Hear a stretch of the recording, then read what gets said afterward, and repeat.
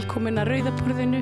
Ég heiti María Lilja og ætla að vera hérna með ykkur í kvöld ásamt Birni Þorlákssyni, kollega mínum og stór blaðamanni. Það líf og fjör við borðið í kvöld sem endra nær og hér loka þætti þau Erna Bjarnadóttir ásamt Birni Þorlákssyni en þau ræða meðal annars ESB og ostatollamálið svo kallaða. Þar á undan koma til mín kvikmyndagerðafólk Anastasia Bortuali og Helgi Felixson en þau frumsýndu mynd í Bíóparadís sem búin svona til út frá reynslu heimi Anastasiu sem flóttakona frá Úkraínu. Þar á undan fáum við svo Halldór Guðmundsson, bókaútgefenda sem ræðir við Björn Þorláksson úrslit kosninga í Þýskalandi, uppgang fasisma og annað og fleira og svo fer ég út og kanna á meðal fólksins svona hvað þeim finnst mótmæli og aðgerðar lögreglu meðal annars við Skuggasundið en það eru einmitt mótmælendur við Skuggasundið og lögmaður þeirra Pétur Eggers, Daníel Þór Bjarnason og Oddur Ástráðsson sem hér ríða svo á vaðið núna strax eftir tilkynningar. En ég vil líka nota tækifærið og minna ykkur á að samstöðin, hún þiggur alla hjálp og aðstoð sinna góðu og tryggu hlustenda og áskrifenda og bendi ykkur á að fara á samstöðin.is og fylgjast þar betur með okkur en einnig þar hnappur þar sem hægt að gerast áskrifandi og bara til þess að auka veg okkar hér við Rauðaborðið og halda áfram þessu góða og skemmtilega verkefni. Leggið þið vel við hlustir því að hér næst eru það mótmælendur og lögmaður þeirra. Sameiki stéttarfélag í almannaþjónustu óskar stofnunum ársins til hamingju með árangurinn. Stofnun ársins 2024 í flokki borgar- og bæjarstofnana með 50 starfsmenn eða fleiri. Í fyrsta sæti Hitt húsið, í öðru sæti leikskólinn Rauðhóll og í þriðja sæti Háteigsskóli. Sameiki stéttarfélag í almannaþjónustu. Þarstan að tala borgarfulltrúa. Borgarfulltrúar Sósíalistaflokksins eru með viðtalstíma alla mánudaga klukkan 13:30 til 14:30. Það þarf ekkert að bóka tíma, endilega kíkja við í Bólholt 6, 105 Reykjavík. Með því að ganga í leigjendasamtökin styður þú baráttu leigjenda. Leigjendasamtökin eru fyrir öll þau sem vilja vinna að réttlæti og öryggi á húsnæðismarkaði. Leigjendasamtökin.is. Allir þættir samstæðvarinnar eru fáanlegir á öllum helstu hlaðvarpsveitum.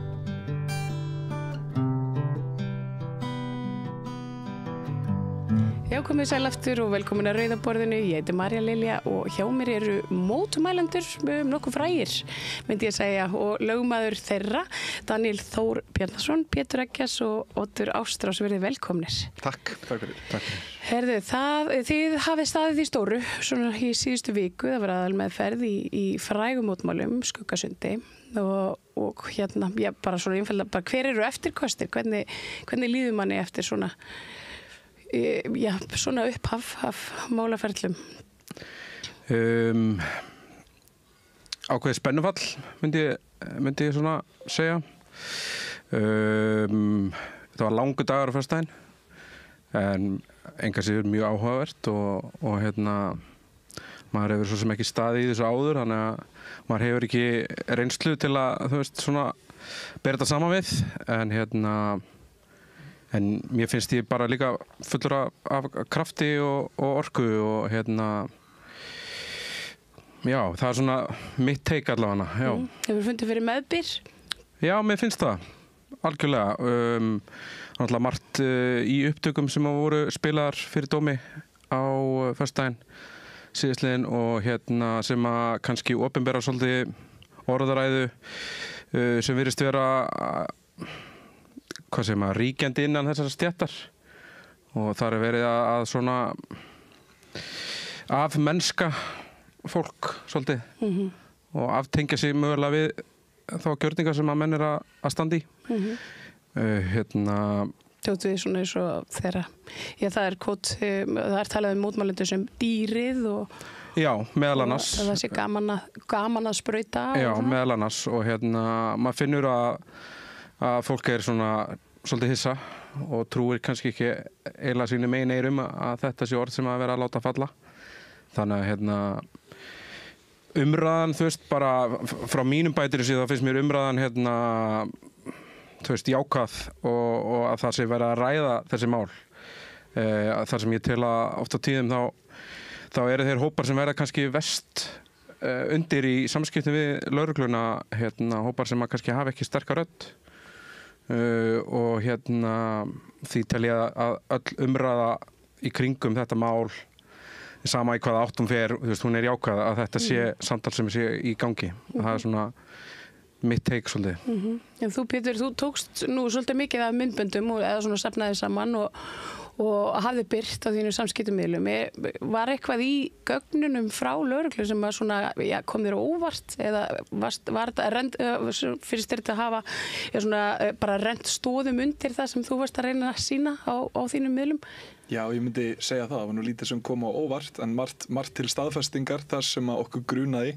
Það er svona kannski það sem að stendur upp úr í mínu minni og mér finnst alveg mega að fá meiri athygli í fjölmiðlum er bílastæðið sem að var alveg autt mótmælanda sem er hvorki fyrir ofan eða neðan Skuggasund þar sem mótmælandi voru heldur fyrir aftan Skuggasund að þar var lögregla með viðbúnað og með aðstöðu til þess að ferja ráðherra án þess að keyra í gegnum þvöguna alla og við vorum ekki með beint myndefni, við áttum einhverjar stuttar myndklippur sem að sýndu okkur fyrir aftan og svona gáðu okkur þann grun að það hefði ekki verið viðstaddir mótmælendur þar og það hefði verið fullkomlega aðgengilegt fyrir lögreglu að ferja ráðherra þar út en við fengum náttúrulega úr gögnum lögreglu fengum við öryggismyndavéla efni sem að sýnir alla þessa 2,5 tíma þar sem að mótmælinn stóð yfir og þar bara deginum ljósara að ráðherrabílarnir keyra allir inn á bílastæðið fyrir aftan þar sem það eru engin mótmælendur.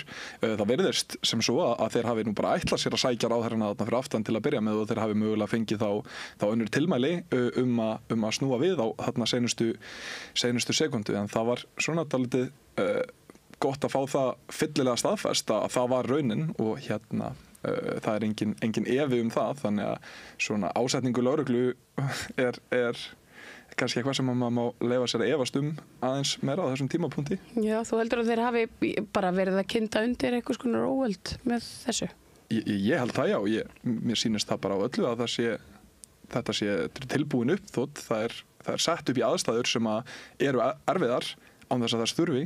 Ég veit ekki hvað það er annað heldur, ef til hvers annars það er gert heldur en að kynda upp í hlutum og við erum nú bara með á hljóðskrá að varðstjóri segir ég man ekki hvernig orðar hann þetta orðrétt það hafði nú þurft bara að kenna okkur smá leksju okkur mótmælendum og það verðist vera heilt yfir svona orkan sem að þessi aðgerðarsveit lögreglu var að starfa undir.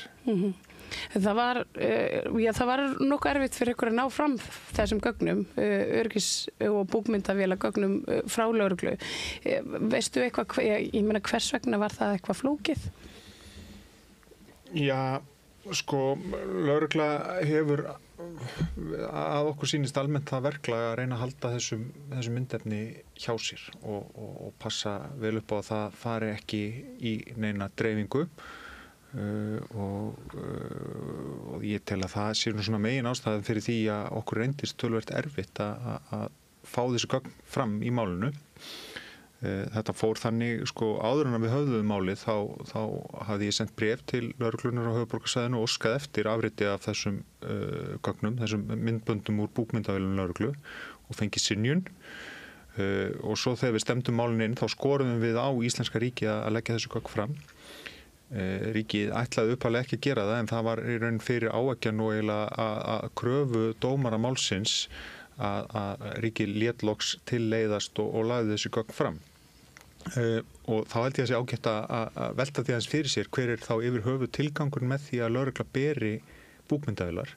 Þetta eru öryggismyndavélar og úr þeim er streymt myndefni beint upp í einhvern endabúnað í lögreglustöðinni og Hverfisgötu og það á að taka upp í hvert sinn sem að lögregla til dæmis beitir valdi og geyma slík gögn og ég held að það blasir við að tilgangurinn sé annars vegar að tryggja öryggi lögreglumanna sem eru að sinna sínum skyldustörfum og það eru þetta mjög mikilvægt en ekki síður að það eru þessu gögn þá til þess fallin að það sé hægt að prófa það eftir á eins og við erum að gera í þessu dómsmáli hvort að valdbeiting lögreglu hafi verið réttmætt eða lögmætt og það er þess vegna afskaplega mikilvægt líka fyrir borgar þessa lands og þau sem að verða fyrir slíkri valdbeitingu að það sé hægt að kalla fram svona gögn í dómsmálum hvort sem það eru engamál eins og við fórum í eða sakamál eða hvað þeim ástæðum sem að fólk hefur augljósa hagsmuna að því að fá þessi gögn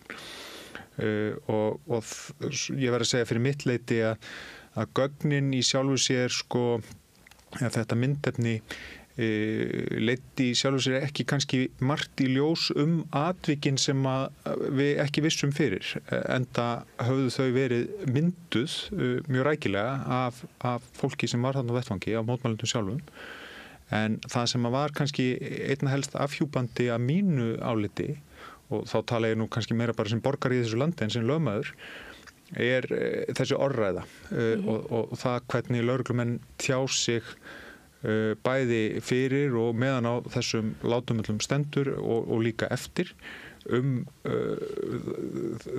þessa valdbeitingu sína og þennan einkarétt sinn til þess að beita borgarlandsins valdi og ofbeldi og þar fara þeir svona þeir gera grín og finnst þetta svona í lagi að svona eiginlega bara gantast. Þetta svolítið svona eins og þú segir svona afmennskun. Já, sko bæði það er svona ákveðin svona léttúð og eins og þetta sé nú bara allt hálfgert djók en svo líka hitt sem þá enn alvarlegra að það þessi afmennskun og að kalla ótilgreindan mótmælanda helvítis dýrið eða önnur slík ummæli sem við heyrðum í þessu búkmyndaðalefni og ég hef nú verið spurður af því hvort að þetta hafi einhverja þýðingu þá fyrir dómsmálið að þeir hafa tjáð sig með þessum hætti og það verður auðvitað komið í ljós hvernig dómari málsins lítur á það en svona frá mínum bæðinum sé þá hlýtur það að vera einhvers konar heildarmat á aðstæðum öllum sem að leiði síðan í ljós huglega afstöðu lögreglumannana til þess sem þeir voru þarna að gera og þá til þess líka hvort að það hefði raunverulega staðið einhver nauðsyn til þess að beita svo miklu valdi sem þeir gerðu og eins og Pétur nefndi hérna þessu ummæli að kenna lexíu finnast mér svona benda til þess að þörfin hafi ekki verið jafn mikil og þeir vilja vera að láta. Nei. Ég satt og líti á vitnisburði lögreglumannanna á föstudaginn og það var svona gegnumgangandi í því sem þeir sögðu. Þeir lýstu allir þessari stemningu. Þeir sögðu þetta voru nú ekkert eitthvað að reisa stór mótmæli, voru nú flestir sammála um það. Það hefði nú samt verið þannig eitthvað fjöldi fólk en það hefði bara verið eitthvað svona stemning í loftinu. Eitthvað sem að mér þótti mjög áhugavert að heyra það og segja vegna þess að nú hef ég mætt á mörg mótmæli og þetta alltaf ákveðin stemning á mótmælum þegar fólk að mótmæla einhverju en ég velti fyrir mér sko, ég meina getur ekki verið að stemningin hafi verið þeirra megin? Mér fannst ég vera var við að bara leið og ég mætti einhvern veginn hafandi mætt á mörg mótmæli fyrir þessi það var öðruvísi stemming í lögreglumönnunum. Þeir voru fljótir upp að mér fannst. Ég átti stutt samskipti við einn lögregluþjón sem að bara vitni á föstudaginn það sem að það var bara skætingur og pirringur bara strax einhvern veginn í samskiptum þannig að og ég velti því líka bara fyrir mér ef að þetta kúltúrinn, ef þetta orðræðan innan lögreglustéttarinnar þá alveg þetta að færa bara sterk rök fyrir því að það muni á endanum hafa þau áhrif að gengið fram yfir það meðalhóf sem þeim sett ef þetta eru hugmyndirnar sem þú hefur borgara þessa lands. Það smitast yfir í ákvörðunartökur. Það gerir það. En það svona, maður velti fyrir sér hvort þeir tala með sama hætti alla mótmælendur, til dæmis bara sjómenn eða hjúkrunarfræðinga eða kennara eða hvort þetta sé einhvern veginn svona bundið við þennan hóp. Nú þessi tiltekni hópur búin að vera mjög duglegur að mótmæla yfirstandandi þjóðarmorði í Palestínu og hefur hitt lögreglu á þeim mótmælum nokkuð oft. Haldið þetta sé kannski, þetta sé persónlegt bara gegn þessum hópi? Klárlega. Mér finnst það bara mjög skýrt. Ég held að þurfi ekki að fara annað heldur en bara að skoða yfir fréttamiðla, samfélagsmiðla undanfarna mánuði þegar aðra stéttir hafa verið að mótmæla. Eins og til dæmis smábátasjómenn, ef það er að taka það meðal annars, þá nánast engin lögregla viðstödd og ekkert varúðar ástand í gangi, venjulega ekki sett upp grindverk, niður á Austurvelli eða hvar sem mótmælin fara fram og viðmótið virðist vera allt öðruvísi. Sem dæmi, þessi mótmæli sem ég var að nefna á þessar smábátasjómenn, þar voru einstaklingar með blys og það þótti bara fallegt og flott og einhverjum vikum setna var svipað upp á teiningnum í mótmælum fyrir frjálsri Palestínu og það varð veður úr því allavega sá ég á samfélagsmiðlum. Þannig að þetta er svona, já, mér finnst það bara nokkuð skýrt að viðmótið annað. Af hverju? Það veit ég hins vegar ekki, við getum ekki svara fyrir. Nei, ég held að blasi við að það sé annað og ég held að við þurfum líka bara að horfa í augun á því að við hér á Íslandi erum bara í einhvers konar alþjóðlegu samhengi og við horfum á það í löndunum í kringum okkur. Núna síðast var það ekki bara í Danmörku í dag voru mótmæli við Maersk skipaflutningafyrirtækið, Greta Thunberg og félagar með svona friðsama borgarlega óhlýðni og gjörninga og lögga var mætt með kylfur og var bara byrjuð að berja fólk svolítið mikið. Og við höfum séð þetta líka í Þýskalandi mjög mikið og í Belgíu og fleiri og auðvitað í Bandaríkjunum og Kanada. Og þetta eru það sem við köllum eða erum alin upp við að kalla vestræn lýðræðisríki og þar sem að það er orðið eitthvað norm að beita töluvert miklu valdi gagnvart mótmælendum sem að berjast fyrir málstað Palestínu. Og ég held að það blasi við að þar er verið að beita miklu mun meira valdi en gagnvart öðrum borgurum sem er að berjast fyrir einhverjum öðrum málstað. Og það er alvarlegt. Að því að mér finnst það til marks að það er einhver svona institutionalized, einhver svona stofnana gróin rasismi sem er í valdastofnunum þessara samfélaga. Já, lögreglan sé eitthvað svona pólitík það mætti kannski orða það þannig og það eru þetta það er svo nefnilega svo mikilvægt að muna það að mannréttindi eru fyrir alla og þau fara ekki í manngreinarálit og þau eru litblind líka og þar hafa allir þennan stjórnarskrárvarða rétt til þess að berjast fyrir hverjum þeim lögmætum málstað sem að fólk kann að hafa og að berjast fyrir því eins og mótmælendur gerðu við umhverfisráðuneytið í maílok á síðasta ári að íslensk stjórnvöld þyrfti að gera meira til að styðja við Palestínu og mótmæla með sínum aðferðum eða þeim tiltæku leiðum sem eru til þjóðamorðinu sem hefur verið í gangi á Gaza. Það er bara lögmætt í lýðræðislegu samfélagi að koma slíkum skilabóðum á framfæri og valdastofnanirnar verða að þola það að fá slíka gagnrýni. Það er ekkert allir sammála og það er engin kraf um það að það sé allir sammála en þessar raddir eiga rétt á að fá að heyrast og þá má vera með vesen og það má trufla og má vera hávær og segja jafnvel eitthvað sem einhverjum finnst óþægilegt. Það sem má ekki er að beita ofbeldi eða skemmdarverkum eða eitthvað slíkt. En það var ekkert slíkt á ferðinni. Og það var heldur ekkert slíkt á ferðinni við Maersk eftir því sem ég sé á samfélagsmiðlum í þessum mótmælum sem voru þarna í Danmörku í morgun. Og að valdastofnanirnar farið þá upp á afturlappirnar og dragi fram úðabrúsa og kylfur er alvarleg staða. Það er alvarleg staða fyrir þetta meinta vestræna lýðræði. Þeir segja, það eru einhverju sem myndi segja, já en þetta voru ekki friðsöm mótmæli, þetta er svo mikill skríll. Ég hef lesið þau orð margoft á samskiptamiðlum. Sjáðu bara þessa menn.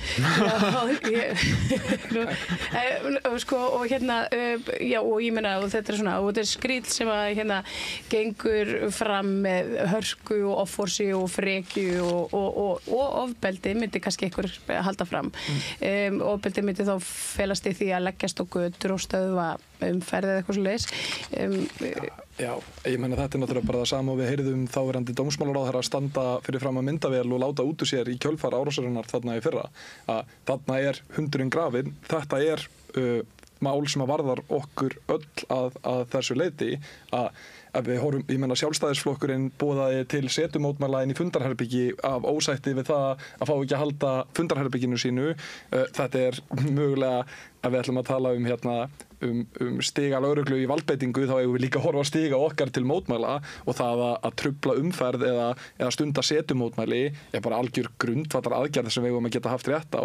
Vissulega er það borgaraleg óhlýðni og ef að þú ferð ekki að tilmælum lögreglu, eðlilegt að þú geti fengið á því sekt eða mögulega handtöku, en það að lögregla veitist að þér með kylfum og piparúða fyrir það eitt að trufla umferð í hérna eitthvað sem mætti þess vegna kalla sko óþægilega gjörningslist. Þetta vegur verulega að öryggi okkar allra og tjáningarfrelsi innan samfélagsins og það er í rauninni svo staða sem ég myndi segja er uppi núna að ríkið það hefur bara tvennt að velja og þá er það í höndum dómara núna að annarkvort þá ætlum við að réttlæta það að þægindi og aðgengi ráðamanna að þá ólaskaðri tímatöflu sinni sé það mikilvæg að það réttlæti slíka valdbeitingu gegn almennum borgurum. Því að það er ekki hægt að segja að þetta hafi varðað öryggi ráðamanna því enginn var að veitast að ráðamönnum, enginn var að veitast að lögreglu, það var ekkert ofbeldi og þessi skrípaleikur með tungumálið, ég meina að segja að þetta séu ófriðsöm mótmæli, ég meina borgaraleg óhlýðni er skilgreind, það er skilgreint að borgaraleg óhlýðni felur í sér að fara ekki eftir fyrirmælum og óhlýðnast yfirvaldinu án þess að veitast það eða beita ofbeldi og það er talin sem friðsamur gjörningur sem að þetta vissulega var og ef við ætlum núna að fara að sætta okkur við það að ráðamenn og aðrir fari að kalla þetta ófriðsamt að þá erum við komin á verulega hættulegan stað þar sem að það er hægt að vega að þér með ofbeldi fyrir það eitt að vera í andstöðu við ríkjandi völd. Já, og það er mitt, ef maður bæta við, ein stór ástæði fyrir því að við lögðum að staði í þessa vegferð að stefna ríkinu er svo að þú veist, þessi lína ofbeldis sem að lögreglan er búin að marka í sandinn að hún færist ekki bara lengra og lengra. Þú veist, það þarf að setja spurningamerki við þetta og halda þeim ábyrgum bara á lögreglunni í heild sinni, halda þeim ábyrgum í sínum störfum að við sem samfélag setjum bara ákveðnar skýrar kröfur á þessa stétt að þau sinni störfum eftir kostkeppni og velji sér ekki að handahófi hverju þeir allar ráðast á og hverju ekki. Svo langar mig líka eitt sem kemur upp bara mjög sterkt upp í hausinn á mér þegar Pétur er að ræða allt þetta. Það er bara rosalega skýrt, bæði í upptökum sem að mótmælendur tóku á vettvangi og í búkmyndavélum lögreglu að þessi tiltekni ráðherrabíll, hann er farinn í gegnum svokallar hlið sem lögreglan er búin að setja upp niður Skuggasundi, hann er komin í gegn, svo er byrjað að beita piparúða. Það líða í rauninni líða klukkustund eða eitthvað? Nei, við erum að tala um þegar bara nokkur sekundum áður en að piparúðanum er beitt og það er bara mjög skýrt í öllum þeim klippum sem ég sé að bíllinn hann fer í gegn, þú veist að þessi hindrun, hún gekk bara frekar illa hjá þeim sem lögðust niður, bíllinn fer í gegn og svo byrja lögregla að beita piparúða. Og er þetta ráðherrabíllinn sem að keyrir á og... Nei, það er fyrr. Við erum að tala um bara, þú veist, þannig að hver er þörfin þegar málflutningur, og þetta er bara algjörlega mín skoðun, málflutningur lögreglumannanna er sá að þeir hafa þurft að koma ráðherrum frá A til B. Þegar að ráðherrabíll er komin framhjá mótmælendum, hver er þá þörfin að beita ofbeldinu sem þeir gera svo eftir á? Þú veist, En hefur ykkur ráðherra sett sig í samband við ykkur? Bara nú eru þetta ekki ráðherrar lengur og þannig að það væri svona kannski eðlilegt þegar myndi segja svona hæ, heyrðu, ég keyrði nú hérna framjá og sá að þetta var nú kannski ekki alveg sanngjarnt. Hefur ykkur svona hnift í ykkur? Nei, ekkert svoleiðis. Ótur. Ég nú í reglulegum samskiptum við einn ráðherra í þessari ríkisstjórn, en við ræðum nú flest annað en þetta. Já, það er ekkert þannig að þið hefur ekkert fengið að heyra. Nei, enginn haft samband á neinum tímapunkti og býst svo sem ekki við því. Nei, enda það þannig, sko, bara svo því sér til að hafa haldið að ráðherrarnir í ríkisstjórninni þeir sitja bara þarna inn á fundi á meðan þetta að gerast og það lögregla bæði sem sagt lögreglumenn hjá lögreglunum á höfuðborgarsvæðinu sem eru að stýra aðgerðum þarna úti á götu og svo lögreglumenn hjá embætti ríkislögreglustjóra sem bera ábyrgð á öryggi fundarins og öryggi ráðherranna sem að taka allar þessar ákvarðanir og það sem við erum að láta reyna á í þessu máli hvort það hafi verið lögmætar og ég held að ráðherrar í ríkisstjórn hafi ekki haft, ég held að þeir hafi frétt af því að þarna hafi verið beitt piparúða bara eins og við hinn sko sem að vorum ekki þarna á staðnum bara í fréttum nema kannski sá þessi eini ráðherra sem ég veit ekki hver var sem að var í bílnum sem kom þarna fyrst á vettvang sem keyrði á lögreglum. Nei, sko bara við höldum þessu til haga að það var einn lögreglumaður sem slasaðist. Já. Og hann kom fyrir dóm. Hann slasaðist þarna alveg sko næstum 2 tímum áður en að piparúða var beitt. Þegar ríkisstjórnin var að koma til fundar og hann lýsti því mjög skilmerkilega í skýrslu sem var tekin á hann fyrir dómi að það hafi verið óhapp og hann staðfesti það að engin mótmælandi átti þar neitt hluta að máli og ég held að það sé mikilvægt að halda því til haga. Auðvitað það bara miður að hann hafi slasast við að gegna sínum skyldustörfum og bara vonandi fær hann sem skjótastan og bestan bata af því. Hann sagði frá því að hann hefði verið frá vinnu þarna í rúma mánuð og tóknaði illa og ökla og það var fyrir það að ráðherra bíllinn sem hann var að fylgja tók of skarpa beygju og eitt dekkið á bílnum fór á hælinn á þessum lögreglumanni. Bílstjóri í afleysingum Já, og það er bara óhapp og það er auðvitað bara miður og auðvitað við höfum engan áhuga á því að lögreglumenn sé að slasa sig við skyldustörf enda engin mótmælandi sem þarna var viðstattur sem gerði neitt sem að gat leitt til þess. Nei, og hann var mjög skýr einmitt þarna fyrir dómi þar sem hann segir að það var ekkert einhvern veginn, það var ekkert í hegðun eða hegðunar minnstri mótmælanda sem leiddi upp að því að þetta gerðist, þetta var bara óhapp, kom þeim ekkert við, en fjölmiðlar litu að svo litið líta þannig út. Svona fyrstu fréttir af þessum mótmálum voru lögreglumaður slasaður, mótmælandir gasaðir, órói við Skuggasund. Ég held að það sé nú kannski ekki endilega ábyrgð fjölmiðla. Ég held að það sé kannski frekar á ábyrgð þeirra sem að fóru í viðtöl fyrir lögregluna eftir þessi atvik og settu þetta í samhengi. Og gerðu það, bara alveg óhikað. Þennan sama dag og daginn og eftir var það sett í samhengi. En mikilvægt aftur bara að halda því til haga að þetta er 2 tímum fyrr. Ráðherrarnir komast allir á fundin án þess að það þurfi að beita úða eða kylfum eða neinu slíku og svo líða 2 tímar eða klukkutíma og 3 korter eða hvað það er nákvæmlega áður en að atvikin verða þegar að lögregla dregur upp piparúðabrúsana og fer að beita því valdi sem að máli fjallar Og fjallar þetta ekki svolítið líka bara þú veist, hvernig viljum við sem samfélag horfa á einhvern veginn mótmæli og hvort að lögreglan hafið bara það vald að þeir geti ákveðið sko hvenær mótmælt, hversu lengi mótmælt og þar fram eftir gödunum. Er þetta ekki svolítið, hverjir með að mótmæla einmitt? Er þetta ekki svolítið spurning á það? Já, sko lögfræðin í þessu er það að það er grundvallarréttindi borgarana í samfélagi eins og okkar sem að kenni sig við lýðræði og mannréttindi að nýta tjáningar og fundarfrelsi sitt til að mótmæla. því eru settur einhverjar ytri skorður sem það að mótmælin verða að vera friðsamleg í þessum skilningi en það þarf töluvert mikið að koma til svo þau teljist ekki vera það. Og það bara þannig ég haldi því líka til haga að það skorti sko mjög verulega á að nokkuð í háttsemi mótmælendana þarna við þetta tilefni hafi sko einu sinni nálgast þá línu að mótmælin sé ekki friðsum í þessum skilningi eins og Mannréttindadómstóllinn hefur fjallað það atriði.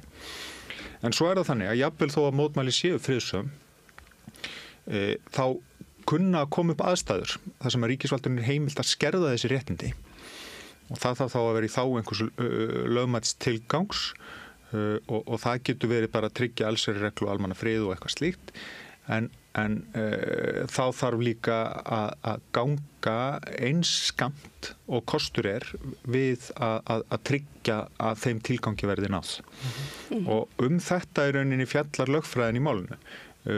Ég hélt því til haga og byggja því og við sem ég sem lögmaður hópsins að tilgangurinn sem var yfirlýstur af hálfu lögreglu og ríkisvaldsins í þessu máli sem að fjallaði greiða leið ráðherrabíla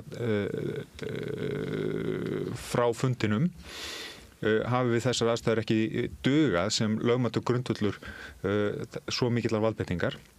En jafnvel að því frágengnu, jafnvel þó svo við myndum eftirláta ríkinu að það sé lögmætur tilgangur, að þá hafi verið gengið í öllu falli allt og langt miðað við aðstæður við að ná þeim tilgangi. Og að það sé bersýnilegt að það hefði mátt ná honum með einhverjum öðrum og miklu vægari hætti og eiginlega alveg örugglega þannig að án þess að mannréttindi nokkurs manns hefði þar verið skert. Ég meina þarna má líka bara sjá skýrt og þetta eins og þú sagðir nú á föstudaginn, þetta mögulega best skráða og svona, hvað segir maður, bestu heimildir í einkamáli sem að þú hefur tekið að þér og málið allt upplýst frá mörgum sjónarhornum, ekki bara frá myndefni mótmælanda, heldur frá búkmyndavélum og öryggismyndavélum og eins og Oddur kom til þetta inn á áðan að það sem á sér stað, þarna þegar tómur ráðherrabíll kemur að það verður eitthvað spontant svona skyndigjörningur þar sem að eitthvað á milli 5 og 10 einhvers staðar þar á milli einstaklingar setast friðsamlega í jörðina til þess að gera statement. Það lykilatriði að þetta eru setumótmæli, þau eru friðsum í eðli sínu og þú sér það á því hvernig lögregla dregur mótmælendur á hælum og annað gengur að þeim að enginn að standa upp og hjóla í lögregluna, fólk heldur höndum að sér, fólk leggst í jörðina, tilgangurinn eingöngu að tefja ráðherrabílinn. Þrátt fyrir þessar tilraunir, þá tekst lögreglumönnunum að færa mótmælendur svo að ráðherrabílinn kemst að. Þetta kannski mínúta sem að tómur ráðherrabíll stöðvaður þarna. Lögregla ber fyrir sig að það sé ekki nægur mannskapur til að takast á við mótmælendur. Við skulum hafa það á hreinu að þetta rétt rúmlega 50 manns sem eru viðstaddir þarna af mótmælendum. Það skiptist í 2 hópa. Það fyrir ofan, þar sem það eru kannski 25 og neðan, svo eru aðeins fleiri, eitthvað rétt undir 30. Þannig að þetta eru 2 oggulitlir hópar. Það eru í það minnsta 10 lögreglumenn 15. Já, 15 sko, en þeir bera fyrir sig, lögreglan segir, já við þurfum að kalla eftir liðsauka. Þannig að þetta voru 15 lögreglumenn með liðsauka, þetta voru 10 lögreglumenn án liðsauka. Þegar lögreglan ræðist á mótmælendur uppi, þá liðsaukinn að mæta niðri. Því að þegar lögreglan fer niður, þetta gerist allt bara á örfáum mínútum, því að þegar lögreglan færir sig síðan á neðra svæðið, þá liðsaukinn mættur á staðinn. Þannig að við erum að tala um 15 lögreglumenn sem eiga ekki að geta ráðið við þá 25, sitt hvoru megin. Þar sem að langflestir mótmælendur voru ekki þátttakendur í neinum setumótmælum, langflestir mótmælendur héltu sig til hliðar og tóku ekki þátt í slíkum mótmæla aðgerðum. Þetta voru bara 5-10 mann sem settust niður. Einmitt. Þannig að það bara... Fyrir ekki. Já, ég bara, sorry, ég ætla ekki að grípa. En nú myndi lögregla halda því fram að þetta væri nú mildasta valdbeitingartækið sem að þeir hafa svona, undir höndum, þeir myndi segja, þetta nú bara piparúði. Ég hef ekki pröfað í lögskólanum og þetta ekki einu svona það vont, segja þeir. Já, þeir stjórna því ekki, sko.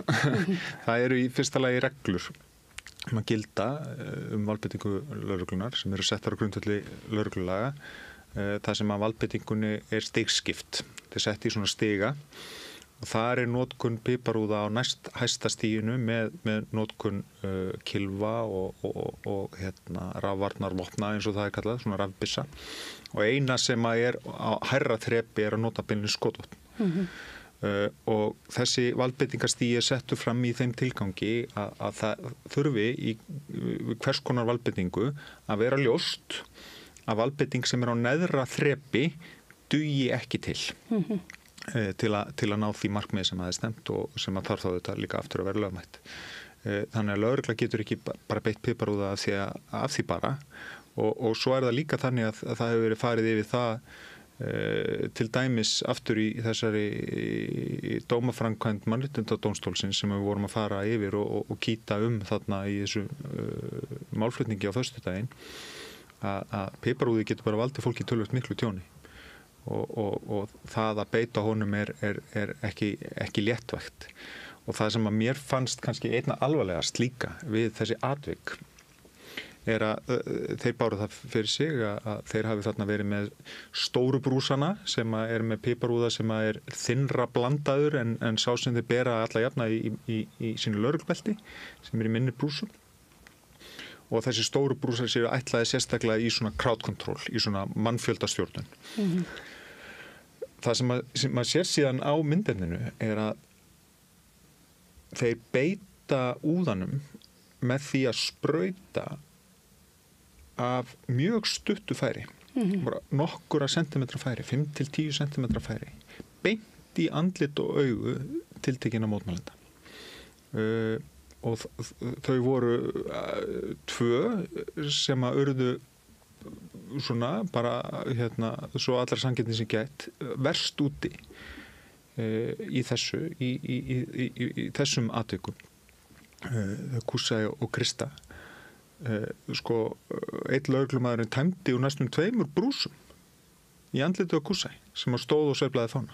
Já, hann segir það einmitt lögreglumaðurinn í búkmyndavélinu og hann svona gorta sig af því að hafa klárað úr 2 brúsum. Já, og svo þegar sömu lögreglumenn eru komnir þarna niður fyrir að þá sprautað ekki sjaldnar en 3 sinnum töluvert miklu magni af mjög stuttu færi beint í andlitið á Kristu. Það eru nokkri sentimetrar sem ræðið það. Já, við erum að tala bara, þú veist, eitthvað svona, einhver spönn sem að brúsin frá andliti þeirra þegar það verið að sprauta. Og það blasir líka við að myndefninu að þegar þeir eru að sprauta þarna í annað og 3. skiptið í andlitið á Kristu sérstaklega, að þá engin kringumanna nema lögreglumenn. Akkurat. Og þeir eru kannski 6 eða 7 lögreglumenn þarna í kringumanna.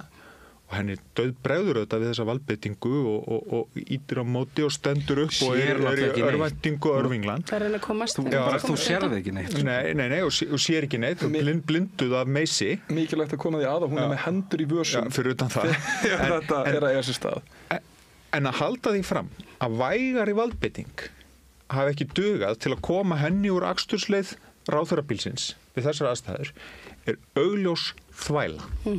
Og það verður bara að segja það eins og það og það verður bara að prófa það og dómstólar þessa lands verða að axla ábyrgð á því að það þeirra hlutverk að hafa eftirlit með því að handhafar valdsins, framkvæmda valdsins, lögreglan fari að þeim lögum sem að henni ber að fara eftir.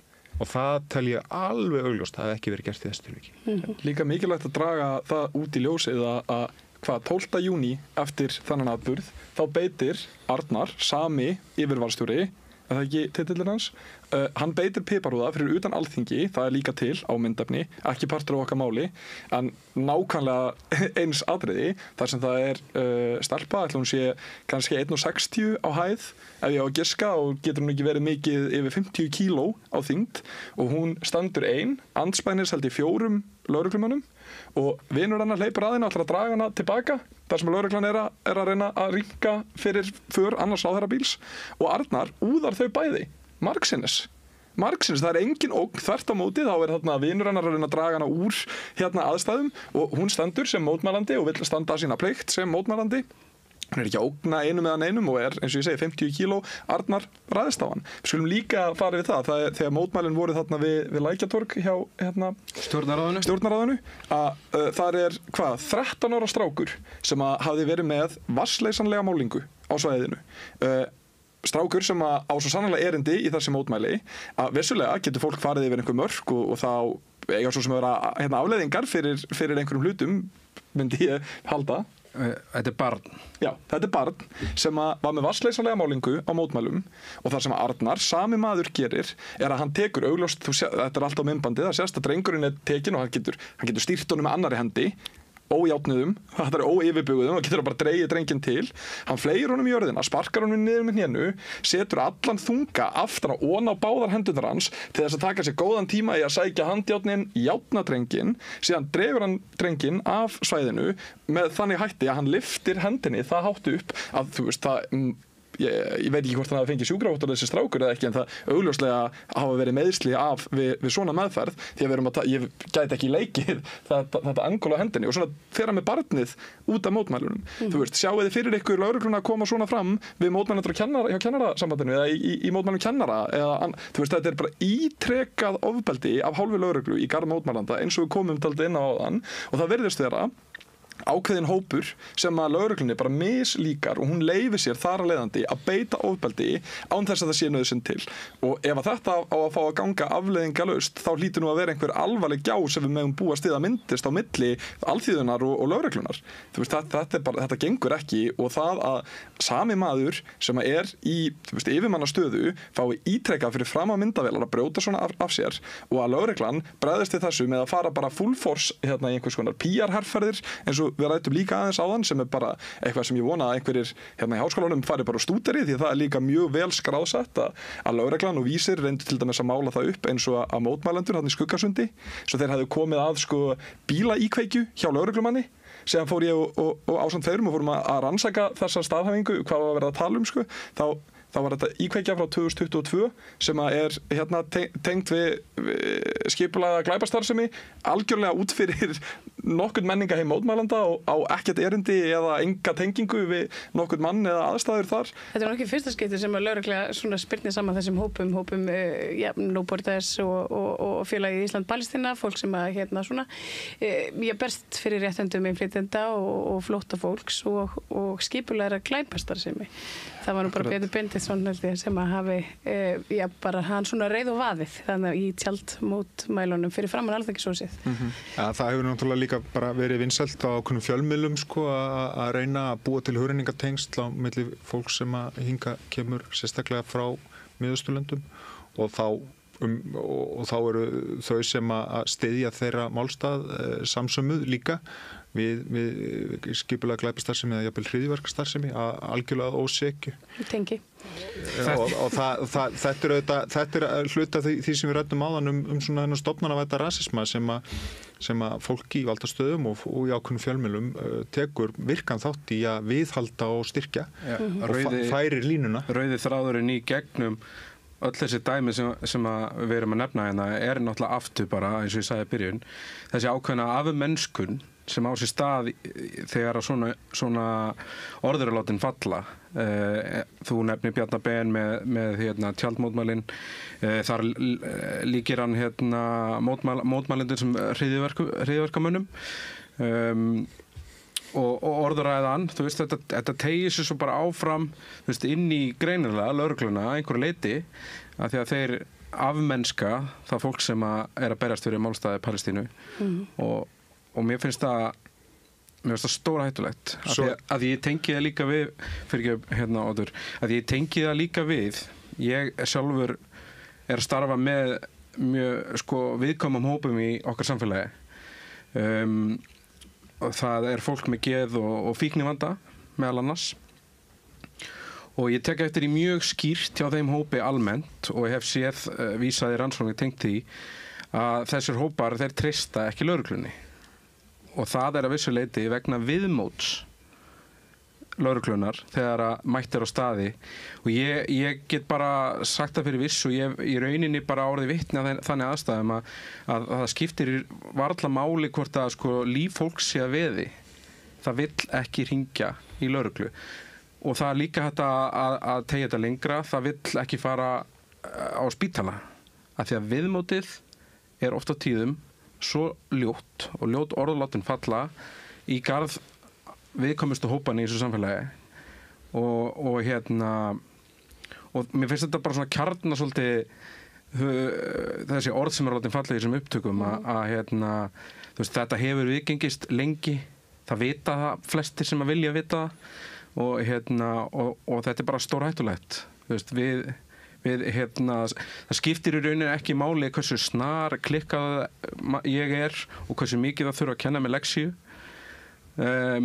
Ég á ekki skilið að vera beittur ofbeldi, ekki frekar en neinn annar sem ég þekki skiljiði. Það kannski ekki lögreglunar að kenna fólki leksíu. Fyrir utan það. Þegar ég heyri þetta, Arnar varstjóri, hann ekki faðir minn sko. Hann þarf ekki að kenna mig neitt. Ertu viss? Nei.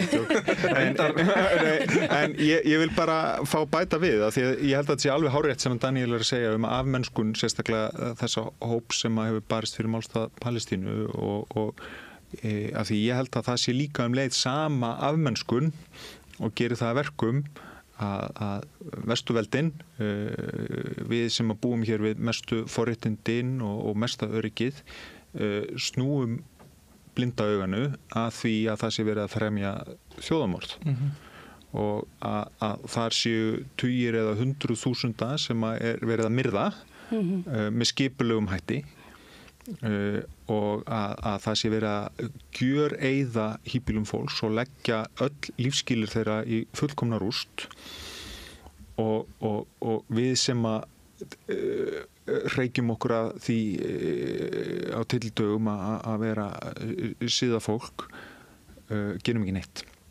Þetta sama afmennskunin og hún yfirfærist síðan á þann sem að þorir að standa upp fyrir þetta sama fólk og segja að keisarinn sé ekki innum fötum og það bara og ég ætla nú ekki að vera með einhvern brjálæðislegan heimsósóma hérna en þó smá ég kemst ekki hjá því að það bara djöfull alvarleg staða sem að við finnum okkur í hérna fólk sem á að búa við þessi miklu forréttindi, þetta miklu öryggi, þessi miklu menntun og eigum að hafa líka reynsluna af sögunni og því hvernig hræðilegustu atburðir mannkynnssögunar hafa fengið að verða að við einhvern veginn látum það viðgangast að þetta fái að gerast og við bara einhvern veginn snúum að því blinda auganu og við notum ekki röddin okkar til þess að berjast fyrir friði og öryggi þessa fólks sem að þráir ekkert nema frið og öryggi og án þess þá síðan að eiga það einhvern veginn yfir höfð okkar að vera þá samsömuð í afmennskuninni og beitt valdi og ofbeldi langt umfram tilefni. Það bara mjög alvarleg stað. Það nú svona tiltölulega þekkt hugmynd kölluð á góðri ensku Imperial Boomerang sem í rauninni svo hugmynd það sem þú ert með útþensluríki eða fasísk ríki eða bara með svo mikið ógnarvald eins og til dæmis að þú horfir til Palestínu þar sem að þú ert með Bandaríkin, þú ert líka með Þýskaland sem dæmi sem næststærsta þjóðríkið sem að fjármagnar og selur vopn til Ísraela og gefur vopn til Ísraela að ofbeldið sem beitt á minnihlutahópinn sem eru þá Palestínubúar í þessu tilfelli að það hefur það eðli að rata aftur inn í samfélagið sem að framleiðir tólin og verkfærin og gerir það þá í gegnum lögreglustofnanir og fleira og við sjáum þetta beint bæði í Bandaríkjunum, ég meina þið getið hort á hvernig þjóðamorðið og í rauninni bara afmennskun sérstaklega Araba hefur gengið bara frá aldamótunum og framganga Bandaríkjana sem gerandaríki á erlendri grundu hefur verið að sækja sér veðrið. Þetta kemur allt beint tilbaka í þessari fasísku mynd sem við sjáum í Bandaríkjunum. Við sjáum aukningu í lögregluofbeldi gegn almenningi í Þýskalandi. Þetta helst rosalega í hönd við þessa útþenslu og maður hlýtur að spyrja sig að ef íslensk stjórnvöld ætla að halda fram að normalisera þetta ofbeldi, ekki sína sterka afstöðu gegn slíkum bara brotum gegn mannkyninu, að þá ekki við öðru að búast heldur en að við förum að sjá slíka aukningu í ofbeldi og valdbeitingu lögreglu á Íslandi. Og ég myndi bara halda því fram að við höfum verið að sjá það. Við höfum séð lögregluna verið að sækja í sig veðrið, hún á auðveldra með að ráðast á ákveðna hópa samfélagsins ef að þessir hópar tjekka í sömu merki og þolendur hins ytra, að þetta stór hættuleg þróun og hún vel skráðsett og það verður að grípa í taumana þarna. Og setjum það líka bara í samhengi við það þessi orðræða á þetta kringum allan þennan atburð sem við lendum í. Síðan það hefur gerst hefur lögregla fengið enn eitt valdbeitingartólið í hendurnar, rafbyssurnar. Þannig að bara það að það sé komið auka tæki þarna það gerir í rauninni þessa stöðu þessar valdbeitingu sem við vorum beitt einhvern veginn bara í annað samhengi finnst mér og ennþá skýrar að það þurfi að fara í saumana á því hvernig svona framkvæmt og aftur gera meiri kröfur til þessara stéttar. Það bara svolítið þannig að því að mér hefur bara líka verið að hugsa bara með við setjum minna það ekkert grín að verða fyrir ofbeldi af hendi ríkisins. Það allt umliggjandi, þetta kerfi sem við búum við og það það hefur spólast oft svo setning upp í hausnum á mér. Ég hef eiginlega frekar verið til í að það hefur verið ráðist að mig bara einhverjum random ég veit ekki hvernig ég orða það, bara einstaklingi út á götu. Það hefði bara einhvern veginn verið þægilegra af því að það sem fylgir svo eftir öll þessi orðræða, ráðherrar koma fram og styðja við þessi verk og svo framvegis. Þetta náttúrulega bara gaslýsingar sem að maður að upplifa kannski. Já, kipur svolítið svona veröldinni undan manni. Algjörlega. Svona því sem að maður á að treysta. Algjörlega og ég get bara sagt eins og fyrir sjálf á mig og mér heyrist á fleirum í okkur hópi að það hafi líka komið spurningar bara hvort að fólk væri nú sannlega búið að missa vitið og hvort það væri nú ekki bara fínt að fara að hætta að standa í þessu að standa gegn þjóðamorði. En svo langar mér líka að bæta við þetta að það sem hefur verið að gerast á undanförnum árum og áratugum það að lögreglumönnum hefur fækkað miðað við höfðatölu og miðað við þau verkefni sem að þeir þurfa að sinna og ég tala ekki að við tökum með í reikningin gríðarlega fjölgun ferðamanna og fjölgun verkefna lögreglumanna sem að þeim fylgja. Og ég held að það megi alveg halda því fram að ríkisvaldið hafi einhverju leyti brugðist lögreglumönnunum með því að hafa ekki elt þá menntun lögreglumanna og reynt að fjölga í stétt þeirra til þess að þeir geti þá bara sinnt sínum verkefnum sem eru mikilvæg og það þeirra hlutverk að halda upp í lögum og reglu í samfélaginu með betri hætti. Og svarið hafi einhvern veginn verið að í stað þess að gera þetta og efla löggæslu í landinu með því að fjölga lögreglumönnum og mennta þá betur og hjálpa þeim að sinna sínu skyldustörfum með betri hætti í þágu allra, að þá svarið alltaf að rétta þeim ný og ný vopn. Að svarið við því að verkefnunum fjölgi, að þeir séu að kljást við erfiðari aðstæður, sé að þeir þurfa að fá rafbyssur. En að svarið sé ekki, eigum ekki reyna kannski að sjá til þess að þeir séu þá ekki 10 heldur 15? Eða ekki 15 heldur 20? Nei, réttuðum rafbyssur. Þetta náttúrulega og þarna held ég að samfélagið allt þurfi að horfa eins í spegil og hugsa hvernig löggæslu viljum við. Af því ég held að við getum öll verið sammála það að það auðvitað gríðarlega mikilvægt að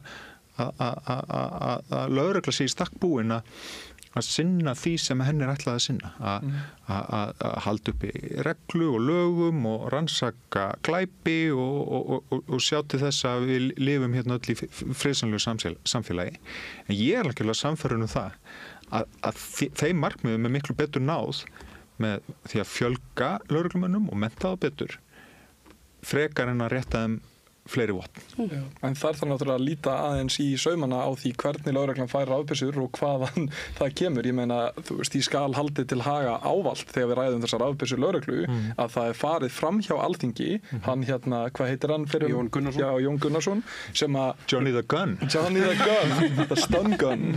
Nei, en hann raunverulega ítir því bara fram hjá Alþingi og ritar í lögreglulög eða vopnalög eða þú getur sem gerða með reglugerðarbreytingu. Já, akkurat, sem að fer bara beint í prent og það er bara einn maður sem tekur ákvörðun það að nú megi lögreglan bera rafbyssur. Það er maður sem að tilheyrir sama flokki og umræddu Bjarni Ben sem að kallaði mótmælendur hryðjuverkamenn sem að hefur verið að kynda undir og það er nú, var mér sagt, ég hef ekki heyrt þetta podcast en það var sagt mér að í einhverju svona Insiders sjálfstæðis podcasti fyrir 2-3 árum síðan þá hefur Bjarni Ben vist bara orð á því að næstu kosningar þær verða keyrðar áfram á landamærunum og á hælisleitendum og þetta er bara pólitískt spil, þetta er, þú veist, já, stjórnmál eru rosalega löskuð og ég held að proof is in the pudding. Já, en ég held að þó að við myndum fjölga lögreglumönnum á meðan við erum með svona gífurlega kerfisbundna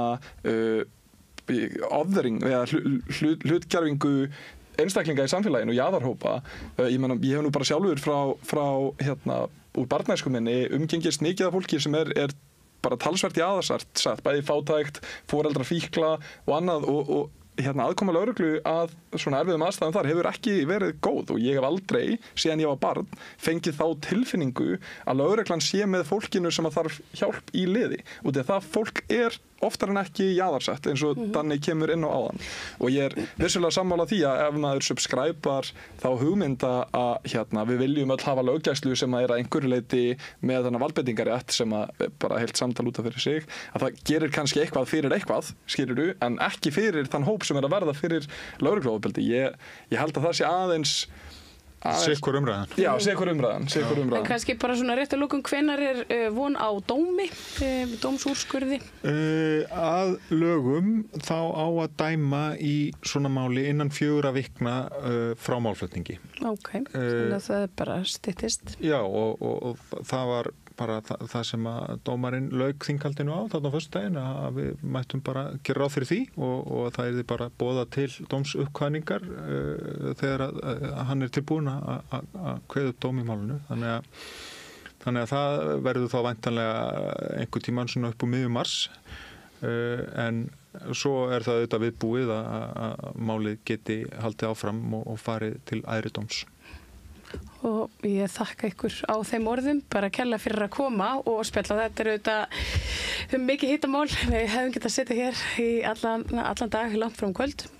Bara aftur næst. Bara aftur næst. Ég hnippi í ykkur miðjan mars þegar dómur verður uppkvaðinn. Oddur Ástráðs, Pétur Eggerts og Daníel Þór, þakka ykkur kærlega fyrir að koma og vera með okkur við rauðaborðið og ég bið ykkur áhorfendur og hlustendur að doka við því að það er meira hér handa við hlé. Með því að ganga í leigjendasamtökin styður þú baráttu leigjenda. Leigjendasamtökin eru fyrir öll þau sem vilja vinna að réttlæti og öryggi á húsnæðismarkaði. Leigjendasamtökin.is. Ertu á leið heim úr vinnu? Stilltu á FM 89,1.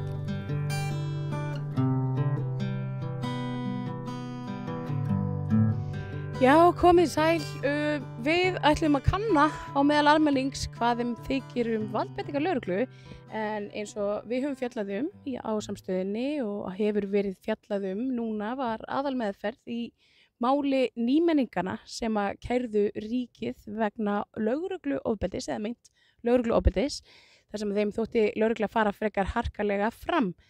Nú, rétti þessu þá skall á þessi gríðar mikla snjókoma þannig að ég ætla nú bara að hlaupa hérna inn á næsta kaffihús og athuga hvort að ég finn ekki bara einhverja sem að eru tilbúnir til þess að svara þeirri spurningu hvort að þeir telji og þau telji að lögregla hafi beitt of miklu offorsi í þessu tiltekna máli og hvort að það svona kunni að hafa eða skaða í raun það traust sem fólk ber til lögreglu. Við skulum sjá hvað fólk hefur að segja. Segja mér hvað þú heitir? Karl Þorsteinn Stelbrún.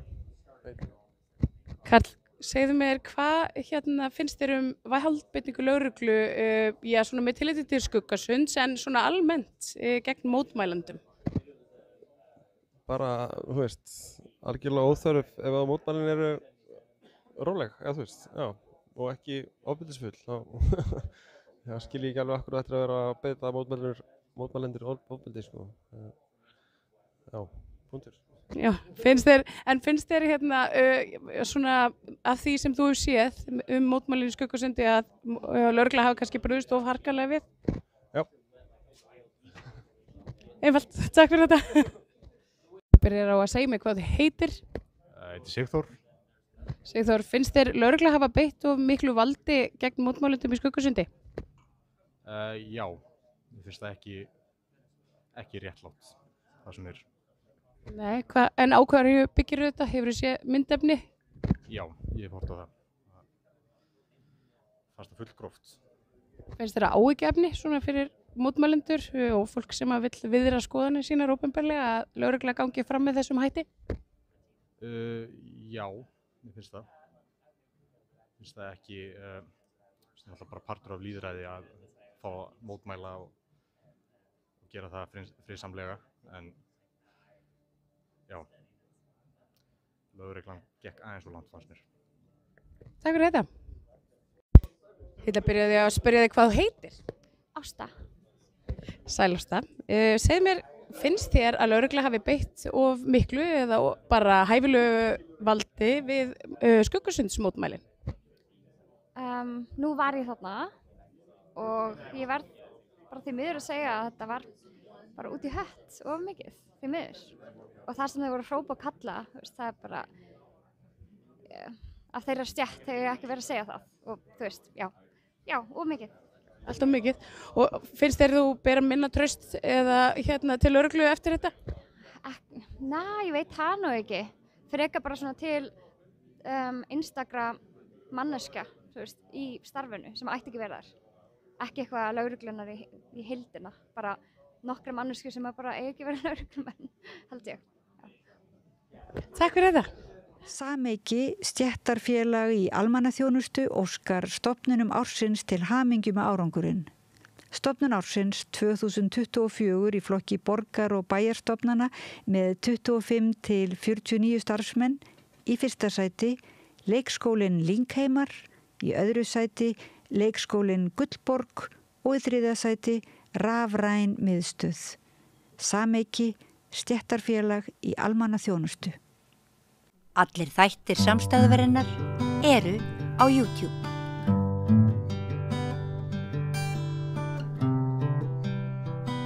Já, við ætlum að víkja sögunni út fyrir strendur landsins til Þýskalands. Þar var kosið og þar eru tíðindi, menn hafa varað við uppgangi fasískra afla í Evrópu undanfarið og það voru margir spenntir að sjá hvernig útkoman yrði í Þýskalandi. Ég fengi góðan gest til okkar hér á Rauðaborðinu sem er Halldór Guðmundsson, útgefandi með meiru. Vertu velkomin, Halldór. Takk. Þú eins og þú skrifaðir hér í færslu á Facebook, þá ertu tvítyngdur og þú bjóst í Þýskalandi og ert með mikla tengingar og áhuga við Þýskaland og hefur svolítið verið að rýna í pólitískt ástand þar. Þú skrifaðir í færslu sem vakti athygli mína að það sé áfall að sjá að AfD, hálf fasískur, hægri sinnaður, lýðskrumsflokkur, eins og þú orðar það, fái atkvæði 5. hvers Þjóðverja. Geturðu byrjað á að segja okkur hvað er svona vont við þennan flokk? Já, þetta var merkileg upplifun og segjum til þess að við hefðum verið hér fyrir 10 árum. Já. Þá hefði ég aldrei getað ímyndað mér þessa niðurstöðu. Og fyrir 20-30 árum voru flokkar eins og NPD og svona sem voru pínlítið að taka upp arfleið nasista en líka bara að halda fram svona mjög þjóðernissinnuðum öfgaskoðunum. Þeir fóru aldrei við 3% sko.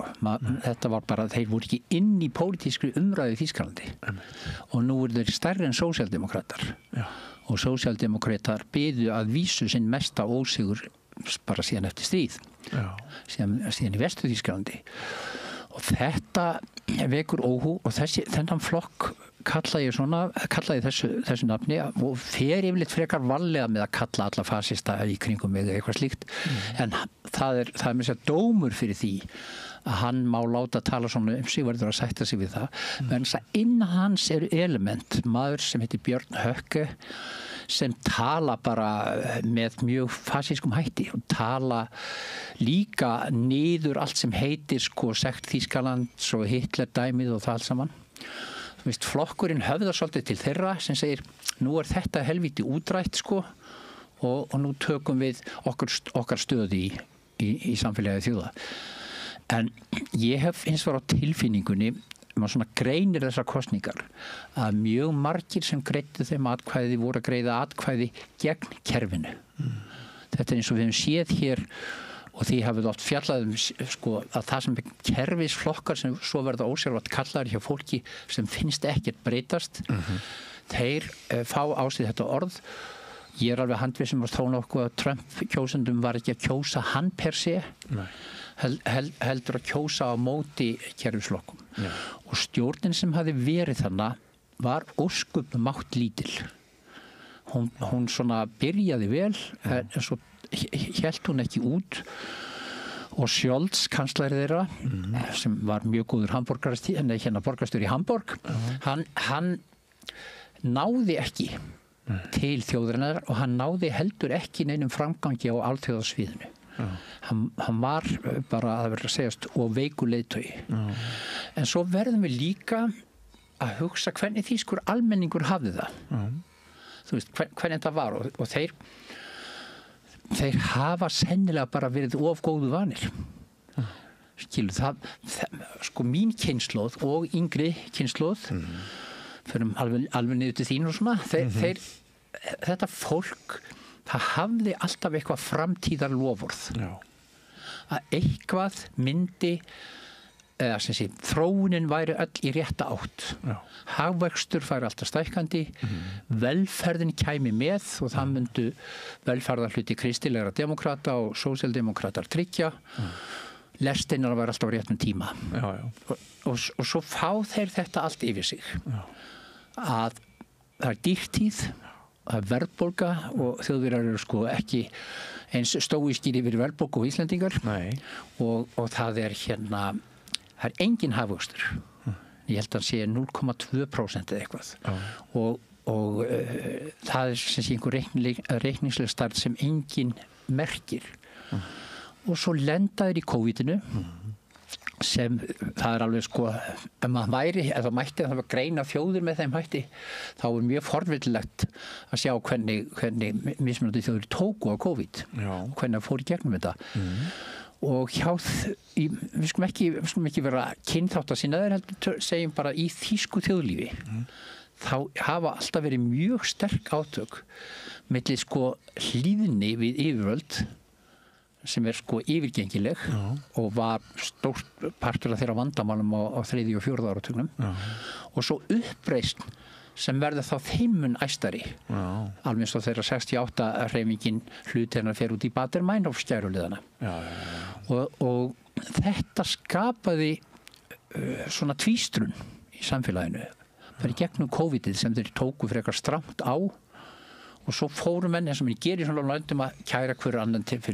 lögreglunar fyrir að hafa ekki verið með grímu einhverstaðar og svo framvegis þannig að þessi tími var erfiður hvað kemur næst? Það er innrás í land sem er rétt hjá þeim og þú veist þetta er svo stutt síðan allt saman og það sem þeir héldu, það sem var þetta framtíðar lofórð sem þeir kalla svo það verður aldrei eftir stríð í Evrópu og það er áhrif á orkumálin þeirra orkumálin sem voru allt of háð Rússum eins og við muna og hafði ekki verið tekið á þeim tíma og svo er eins og lýðskrumsflokkar það er eðli þeirra hvort sem eru hægri eða vinstri eða í miðjunni þeir búa sér alltaf til einfaldar lausnir á öllu segjum til dæmis innflytjendamál þar sko verður rosalegur æsingur af alveg skiljanlegum ástæðum, alveg hörmulegum viðburðum sem verða og maður getur að sjálfsögðu sagt hvert ríki á rétt af því að senda svona menn úr landi, svona einhverja barnamorðingja og glæpamenn og hvert ríki á þetta rétt af sínum landamærum. En segjum þegar þetta er orðið þannig, já við ætlum bara ekki að hleypa neinum vera inn og jáfnvel senda einhverja tilbaka og eins og við ræddum einhverja glæpamenn getur að sjálfsögðu sendt tilbaka en langflestir innflytjendur í Þýskalandi halda upp í hagkerfinu og ég sá í Guardian útreikning á því að ef þú loka bara landamæri núna segjum og þá eru 83 milljónir manna í Þýskalandi og segjum 2100 þá við þurfum ekki persónulega að hafa miklar áhyggjur af því þá kemur þetta með börnum og barnabörnum þá væru þeir orðnir 53 milljónir það myndi fækka 30 milljónir hagkerfið færi alveg á sko hérna kúpuna vegna þess að þessar 53 milljónir þær væru alltaf gamlar og þá hérna hver á þá að halda hagkerfinu uppi þannig að engin sko hálfvegis vitibúinn þýsku stjórnmálmaður mun nokkuð tíma að framkvæma þetta menn ekki verða tregari á flóttamenn og reyna kannski að finna einhverja aktívari leiðir til þess að losa þá sem eru í einhverjum öfgasamtökum eða eitthvað slíkt en í megin grunninn er það alveg svo hér án innflytjandi að værum við alveg á kúpunni og þú gefur ekkert fyrir þá gagnrýni sem maður hefur heyrt að faðmur Angelu Merkel til dæmis í Sýrlands deilunni hafi verið of stór ég ver hana í því tilviki sko það er örugglega að færa einhverja líkur á því að þannig hefði átt að setja einhverja svona aðeins betri reglur hvernig að þessum innflutningi var í staðið en þú voru að sjá þetta aðeins fyrir þér Angela Merkel er frá Austur-Þýskalandi það fólk var sína ævi og hún var nógu lengi þar var fullorðið þar að það er innlokað það mátti ekkert fara svona einstakar sinnum í sumarfrí til Grænlandana sem örugglega voru líka partur af austantjaldinu svo þeir fara og flýja í gegnum Ungverjaland og allt þetta gengur á og sendiráðin eru opnuð og Ungverjar opnar loksins landamærin þá mun ekki kanslari í Þýskalandi sem kemur beint úr þessu umhverfi byrja á að reisa múr þegar hann stendur andspænis fólki sem hefur flúið einhverja verstu borgarastyrjöld á síðustu tíma ég er réttlætt hana í þessu og hefði aldrei búist við öðru af henni reyndar ég held kannski að svo hefðir mátt að innleiða einhverja svona skynsamlegri aðferð á árunum eftir til þess að þú veist, fá inn fólk sem þú ætti að þá líka gera hluta samfélagsins að því við vitum öll að það er svo gríðarlega mikilvægt atrið og við eigum í vandræðum með það og Þjóðverjar eiga í vandræðum með það og svo framvegis en bara til þess að öllu sé ekki hrært í einn pott þá megum ekki gleyma því að sko þú getur kallað fjórða hvern Íslending innflytjanda og þeir eru í öllum verstu störfum leið og þú pantar til þín inn að mann þá kemur íslensku verkstjóri og býr til tilboð og reikning og svona en svo koma menn frá Pólandi og Litáen að gera allt og þannig er þetta á mörgum sviðum og þannig er þetta líka í Þýskalandi en fyrir Þjóðverja því við erum að tala svona þessi áföll þá kemur þetta, það kemur stríðið það kemur dýrtíð og lestarnar er ekki á réttum tíma það er bara Deutsche Bahn hún er að bregðast þeim og í aðra röndina finnum maður alltaf hana mikla svona öryggisþörf og þörf fyrir reglufestu og þegar svona er komið þá eiga flokkar sem segja já við lögum þetta við lokum landamærunum við látum lestina koma á réttum tíma þeir þurfa ekki að útskýra fyrir nokkrum manni hvernig þeir alltaf fara að því en það er auðvelt að segja að þessin menn eru öðruvísi og muni gera hlutin öðruvísi Sko, góðu fréttirnar kannski í þessu öllu eru þær að sennilega þessi flokkur nú ekki talin stjórntækur það er ekki búið að ganga frá nýri ríkisstjórn en má ekki telja mjög ólíklegt að flokkur eins og þessi komið að stjórn Þýskalands. Það eru sem stendur 99% líkur á því. Já. Og vegna þess að Merz kanslari CDU sem svona í rauninni gamall íhaldskall sko. En þó úr þessum flokki sem hefur engin af þessum fasísku elementum sko. Og hann hefur sagt ég mun ekki vinna með þeim. Á lokalplani eða regionalplani að þeir nú mörg stjórnstig þannig þá mun þeim ekki ganga það sko. Þessi flokkur til með svo öflugur en stærsti flokkurinn í öllu Austur-Þýskalandi. Þú getur bara dregið gömlu landamæri Austur-Þýskalands. Þar AfD stærst. Þannig að þú veist, einhver staðar munu koma göt í þennan brandmúr sem þeir kalla svo en núna staðan sú með yfirlýsingar sem henn hafa gefið að bara ein stjórn hugsanleg.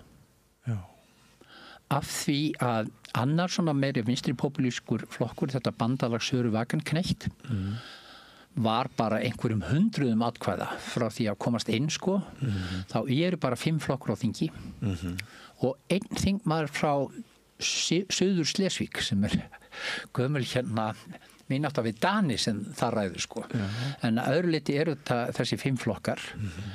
Kristilegir munu heldur aldrei vinna með Die Linke, vinstri flokknum, sem vann náttúrulega stóna sigur í þessum kosningum. Já, og fengu miklu meira fylgi heldur en mælstu með því í skoðanakönnunum. Þetta sko svona hinn hefðbundni Die Linke sem Sarah Wagenknecht fór út úr og fyrir halvum mánuði heldur allir að þetta öfugt sko. En þeir unnu góðan sigur og fóru fram með alltaf góðum talsmönnum og hann náði til dæmis mjög mikið af kjósendum hjá ungu fólki og þessi flokkar mun ekki vinna saman. FDP sem allir hafa notað sem uppfyllingu hér og þar svona mittlamötti Framsóknar og Miðflokks hann féll út og féll hraustlega út sko, það var ekki nálægt því að koma inn. Þá engin tveggja-flokkastjórn viljaður undir öllum kringumstæðum og það bara hugsanlegt með kristilegum og krötum. Já, sem svona bara tæpur. Já, sem gengur þó að því ef sko Sara og hennar fólk hefði náð inn, þá væri það ekki. En hún úti og þá verður þetta lendingin og hann búinn að segja mest sannlega að byrja umræðu við þá strax og svona. Og auðvitað gott að AfD og svona flokkur sé ekki komast í stjórn Þýskalands en maður hefur stundum séð með svona hægri populíska flokka svo haldið því sjónarmiði aðeins svona til haga að því var í Noregi nokkur ár þar fóru þeir inn í stjórnina hægri flokkarnir tóku Fremskrittspartíið inn í sína stjórn og þá þeir bara aftöfraðir því að þeir ekkit öðruvís en hinnir þeir koma einhver til leiðar þeir bara setja hana í sama baxi og allir aðrir sko.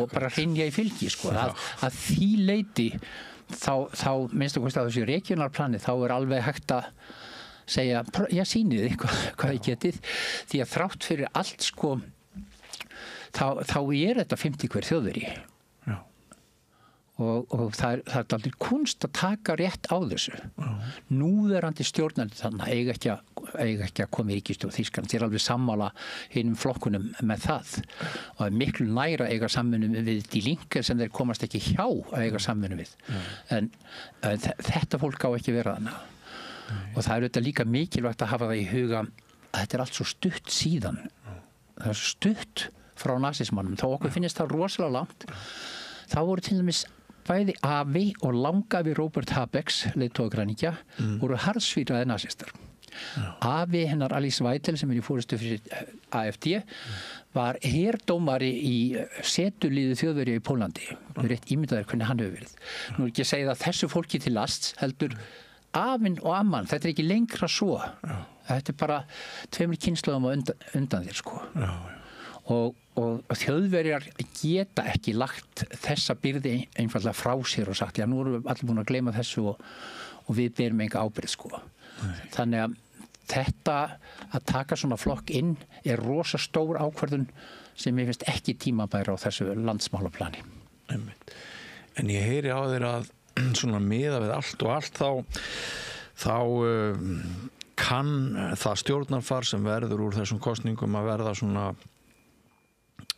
ívið geðfeldara en munaði minnstu að hefði geta orðið. Já, mér finnst aldrei til í því að mér finnst þetta að vera sko maður hefði viljað auðvitað sjá önnur úrslit maður hefði viljað sjá AfD ekki tvöfalda fylgi sitt sko en ég heyri það á þýskum vinum mínum það svolítið, þetta hefði geta farið verð tilfinningin sko.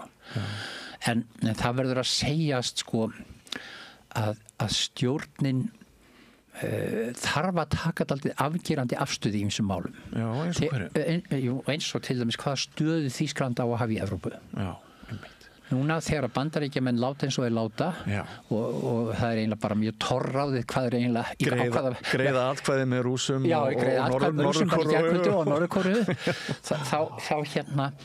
þá alveg ljóst að það þarf að Þýskaland þarf að taka forystusæti í Evrópusambandinu.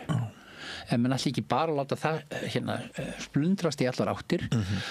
Þá þurfa menn að sýna, og meira segja Merz hefur sagt það, menn þurfa að sýna sjálfstæði og menn þurfa að sýna að þeir ætli eitthvað að eiga við þessum mál vegna þess að Þjóðverjar hafa í sko fullkomni blindni í áratugi treyst á bandaríska hermenn. Já, einmitt.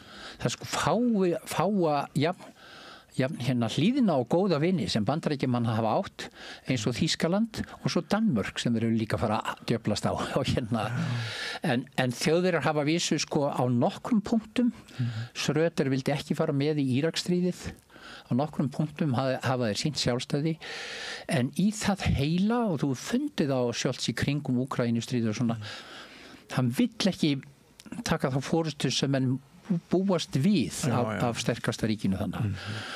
Og allavega í þessu þarf stjórnin að vera skýr hvað hún vill í þessu og hvað ekki, og svo náttúrulega eins og við allir vitum bara fyrir almennilegt, venjulegt fólk í þessu landi, þá þarf að tryggja velferðarkerfið og það þarf að passa upp á það.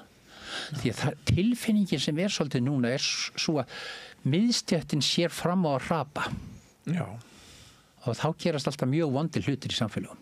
Þannig að þetta þurfa menn einhvern veginn að taka utanum, búa til skynsamlega innflytjendastefnu sem tryggir líka að það komi nóg af fólki til þess að halda hagkerfinu uppi og svo þurfa að taka á hagkerfinu með þeim hætti sem Þjóðverjar geta alveg gert og hafa sýnt að geta, sem svona félagslegur háttur.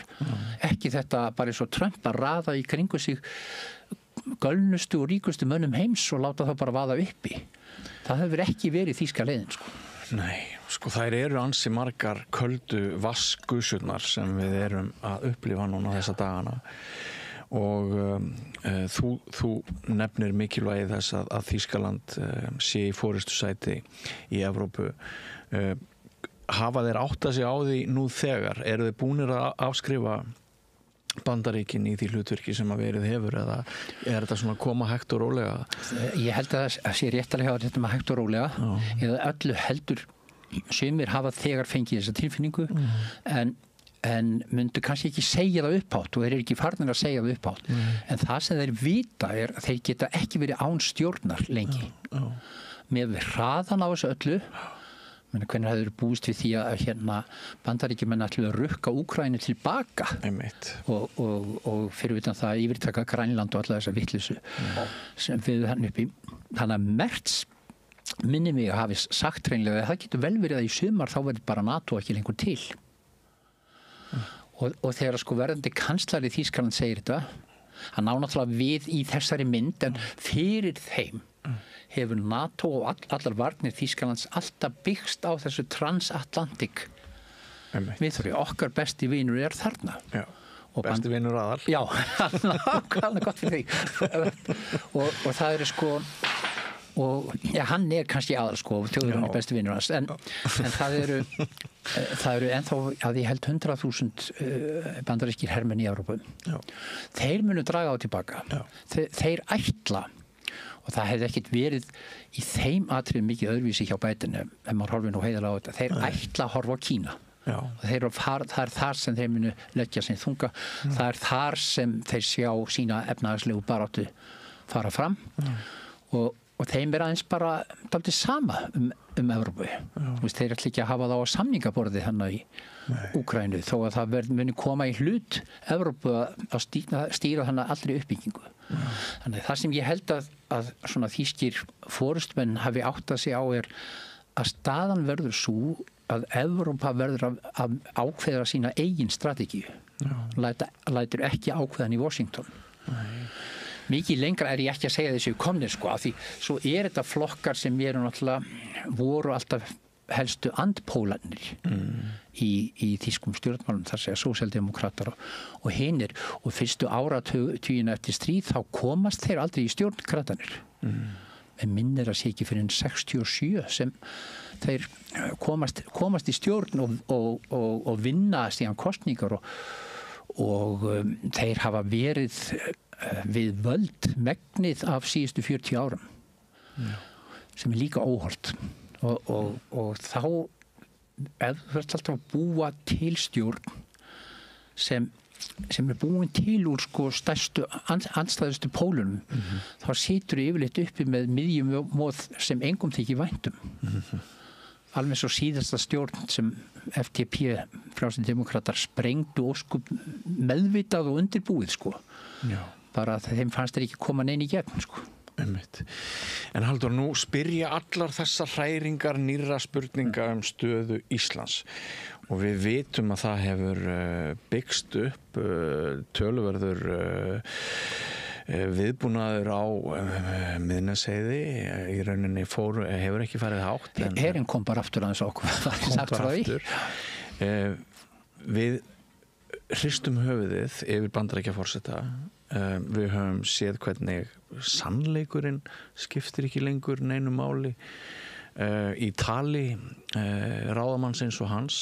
Það náttúrulega þessi spenna og ótti þarna í austrinu og hingað til hefur verið svona, hefur manni fundist sæmileg sátt. Það var allavega ekki komið mjög mikil óánægja upp á yfirborðið þegar ríkisstjórn Íslands núna Þorgerður Katrín og Kristrún og félagar tala fyrir því að við þurfum að tengja okkur mjög sterkt Evrópulöndunum en þeir eru þó til sem að segja að hagsmunir Íslendinga séu nákvæmlega allt öðruvísi heldur en Evrópulandana.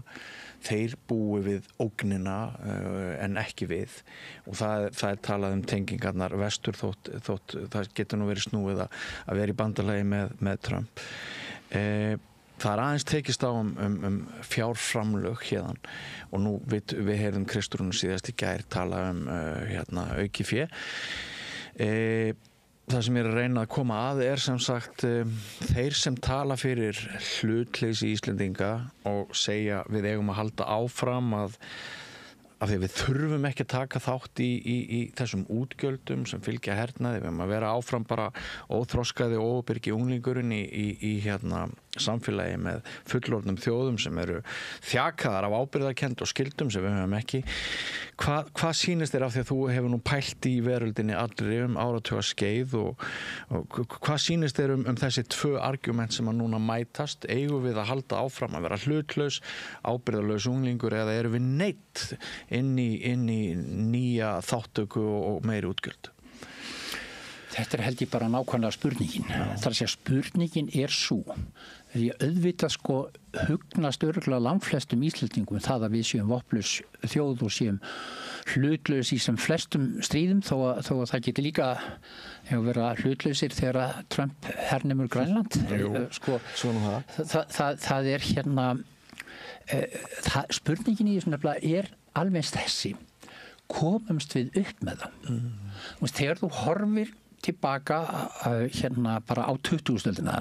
Ég hef alltaf verið mjög fascinerað af henni, bæði í bókmenntum og öðru. Þá hafa Íslendingar alltaf látið eins og þau geti verið stikkfrí í sögunni. Þú veist, það koma hér gagnmerkir gyðinglegir flóttamenn 38, við sendum þeim bara tilbaka í rauðan dauðan og enginn þarf nokkuð tíma að bera neina ábyrgð á því að hafa gert það. Og við bara höfum alltaf verið svona litli góði drengurinn eða unglingurinn eða hvað kalla það sem höfum einhvern veginn verið á undanþágu í veröldinni. Núna held ég og það getur enginn svarað þessari spurningum með neinni vissu en að því þetta eins og lístir þá held ég að það sé ekki nokkur spurning að við eigum að halla okkur til Evrópu. Ég bara efast ekki þá. Mér hefur nú reynd að fundist það lengi og það ekki þegar ég var að hugsa þetta hér áður fyrir þá það ekki vegna hers eða vegna þessar eilífi deilumálum krónuna, ég ætla ekki að gera lítið úr vægi þar sem við megum ekki alltaf horfa á alla hluti eins og hvernig þeir koma fyrir okkur efnahagslega. Nei. Við verðum líka að hugsa menningarleg tengsl og bara þau gildi sem íslenskt samfélag hefur í heiðri. Og ef þú horfir núna vestur eða þá til Evrópu, þá það engin spurning hvorum megin við erum. Svo ætla mann kannski að segja við viljum að vera búa hlutleysir og svo segir hérna Trump næst þegar vel ykkur á honum að heldur að hann ætla að fara að differensera milli evrópska efnahagssambandsins og Evrópusambandsins. Þetta bara sami grautur fyrir honum. Og ég held ekki að Íslendingar geti fái svona einhvers konar undanþágu til eilíðar í þessu. Ekki ef þetta heldur áfram eins og Trump talar. Stundum að vísu fær með þessa spurningu og þessa vangavelta, hann sé bara henda handsprengjum út allt og sjá hvað gerist. Því að hérna eitt af því þetta grænlandsmál sem fullkomið ætla. Þeir eru með sínar herstöða þar, geta gert allt hernaðarlegt sem þeir sýnist og þeir geta farið í alla þá námuvinnslu sem þeir sýnist. Það er bara leyft, þeir þurfa ekki að sækja leyfi hjá Grænlendingum, þeir þurfa ekki að eignast landi til þess. Nei. Ég meina, hefur ekki Íslendingur verið að leita hana gulli? Þannig að maður skilur ekki alveg hver langtíma hugsunin önnur en þetta með áhrifasvæði. Já. Þessna verðum við líka að hugsa, viljum við vera áhrifasvæði og undir þeirra hæl þá? Já. Það sem hann vegna sjóferðasjóna með að til dæmis ákveður að taka þá Panama í leiðinni. Já. Jafnvel Kanada til þess að ráða öllu þann upp frá. Já. Ég held að þegar þessir eru kostinir þá segi ég Evrópa. Já. Og það má kannski bæta við þetta að Gylfi Magnússon hann skrifaði færslu á Facebook í gær, Gylfi fyrirverandi ráðherra okkar, það að hann mæti það sem svo að Trump væri mögulega hættulegri en Putin. Og þegar svona menn sem hafa vikt í þessu samfélagi eru farin að skrifa þannig, þá náttúrulega styður það svolítið þitt álit. Já, þetta er bara svo tilfinning sem maður fær bara á síðustu vikum í raun og veru. Maður getur auðvitað sagt þú að gáfulega maður hefði séð þetta stefna þangað, en það er bara ekki rétt. Það vissi enginn hvernig Trump myndi byrja, hvernig hann gerir. Og það sem þú nefndir áðan, sé atkvæðagreiðsla hjá Sameinuðu þjóðunum. Það sem þeir greiða atkvæði með Norður-Kóreu og Rússum og þessum geðslugu stjórnvöldum af því þeir vilja ekki viðurkenna að Pútín gerði innrás í Úkraínu. Bandaríkin vilja ekki viðurkenna hennar augljósu staðreynd. Það gerir það verkum. Ég veit ekki alveg hvort ég tekið undir með Gylfa hans ég hættulegri. Þeir eru allavega Evrópu og mér hættir stundum til að horfa frá þýsku viðhorfi. Þá er hann nær og erfiðari. En það sem Evrópa þarf að hugsa er bara að bjarga sér sjálf. Þeir gerðu náttúrulega feil með því að vera svona háðir rússnesku orku. Í raun og veru var, tölum aðeins það áðan, þetta framtíða loforð að allt yrði gott og allt yrði betra. Já. Þeir héldu eftir falli múrsins að bara þetta væru vænstu menn Rússar og árið 2001 þá ávarpar Pútín sambandsþingið í Þýskalandi og bara allir standa upp og klappa fyrir honum. Þannig að Þjóðverjar hafa líka nálgast þessa þróun í dálítið svona bláeyðri von. Og menn héldu sambandi og héldu að það talsamband skipti miklu. Þú veist, Schröder var stjórnarformaður hjá honum í allskyns orkufyrirtækjum. Það skilaði Þjóðverjum engu. Þegar til áttu að taka, skilaði þeim það engu. Halldór, það er búið að vera ánægjulegt að ræða við þig hér við Rauða borðið. Er þetta fyrsta skipti sem þú kemur hingað á samstæðu? Þetta er fyrsta skipti sem ég kem hingað, En nú losnaði ekki við mig. Nei, nú þarf að koma aftur. Mér langar að nota tækifæri líka til að takka þig fyrir skáldin og skrælingana. Já, takk. Gaman að, ég verð að segja eitt í þessu sem ég hafði ekki verið að pæla í nokkur ár. Það er gaman að gera útvarp. Ég skil vel að þið skuli gera þetta, vegna þess að líka þú veist, fólk hlustar miklu meira. Það er miklu meiri hlustum, bæði á bækur en líka á podcast og þá getur þú leyft að gera mjög sérvitara þætti um íslenskar bókmenntur og kaupmálum, Jafnvel þó þú hafi líka áhyggjur á heimsmálum. Einmitt. En já, það er einhver galdur í þessu og tíðarandinn faðmar akkurat þessa tegund af fjölmiðlun. Ég veit ekki af hverju. Manni finnst það. Það er eitthvað. Já, einmitt. Kæra þakkir, Halldór Guðmundsson. Og við víkjum yfir í aðra sálma, ekki fara langt, dagskráin heldur hér áfram eftir andartak. Sameiki, stéttarfélag í almannaþjónustu óskar stofnunum ársins til hamingju með árangurinn. Stofnun ársins 2024 í flokki borgar- og bæjarstofnana með færri en 25 starfsmenn, í fyrsta sæti félagsmiðstöðin Síin, í öðru sæti frístundaheimilið Frostheimar og í þriðja sæti félagsmiðstöðin Fjörgin. Og hástökkvari ársins 2024 íbúðakjarni Rökkvatjörn. Sameiki, stéttarfélag í almannaþjónustu. Við erum í útvarpinu á FM 89,1.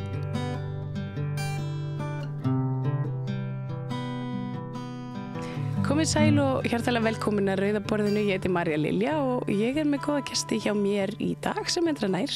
Þetta kvikmyndagerðar fólkið, Anastasia Bortvali og Helgi Felixson. Verðið velkomin. Takk fyrir. Takk fyrir. Við kannski byrjum á þér, Helgi.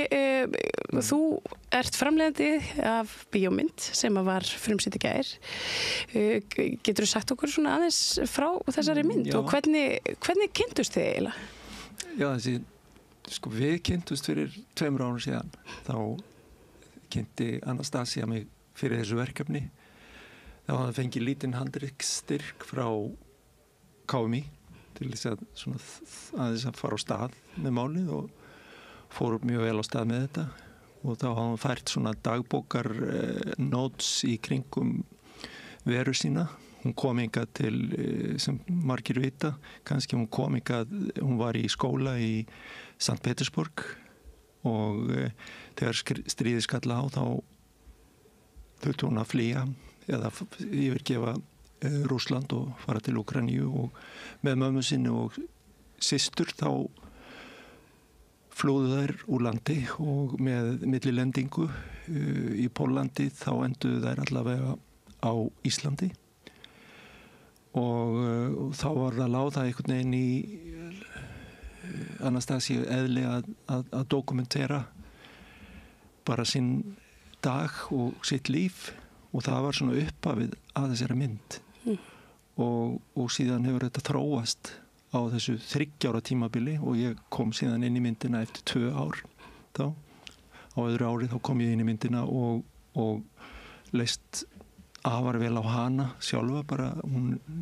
Mér fannst hún vera með svo góða sýn og einhvern veginn mikla passion eðlilega fyrir öllu því sem hún hafði þörf fyrir að segja frá og við heldum okkur út í þetta bara í einu grænum og fórum að struktúrera þetta upp og strama þetta og skrifa og sækja og þannig fór þetta mjög fljótlega í góðan farveg en þetta var allt saman henn að þakka í raun og veru. Ég var svona meiri svona bánmúska, ég veit ekki hvað það heitir á íslensku en allavega ég svona hjálpaði til að fæða þetta risabarn sem var í fæðingu eða litla barn sem var í fæðingu, kannski rekar, þetta var ekki risabarn og með Titti Jónsson sem var klippari, hún heldi sér í þetta og svo síðan vorum við með annan klippara sem heiti Dimitri sem að kunni bæði tungumál og gat hjálpað okkur og var hægri hönd Anastasius líka í þessu. Þannig fór þetta á stað og svo endaði þetta allt saman á TIFF í Toronto sem er eina af fáum heimildamyndum sem hafa náð þeim árangri að komast inn þar hreinlega.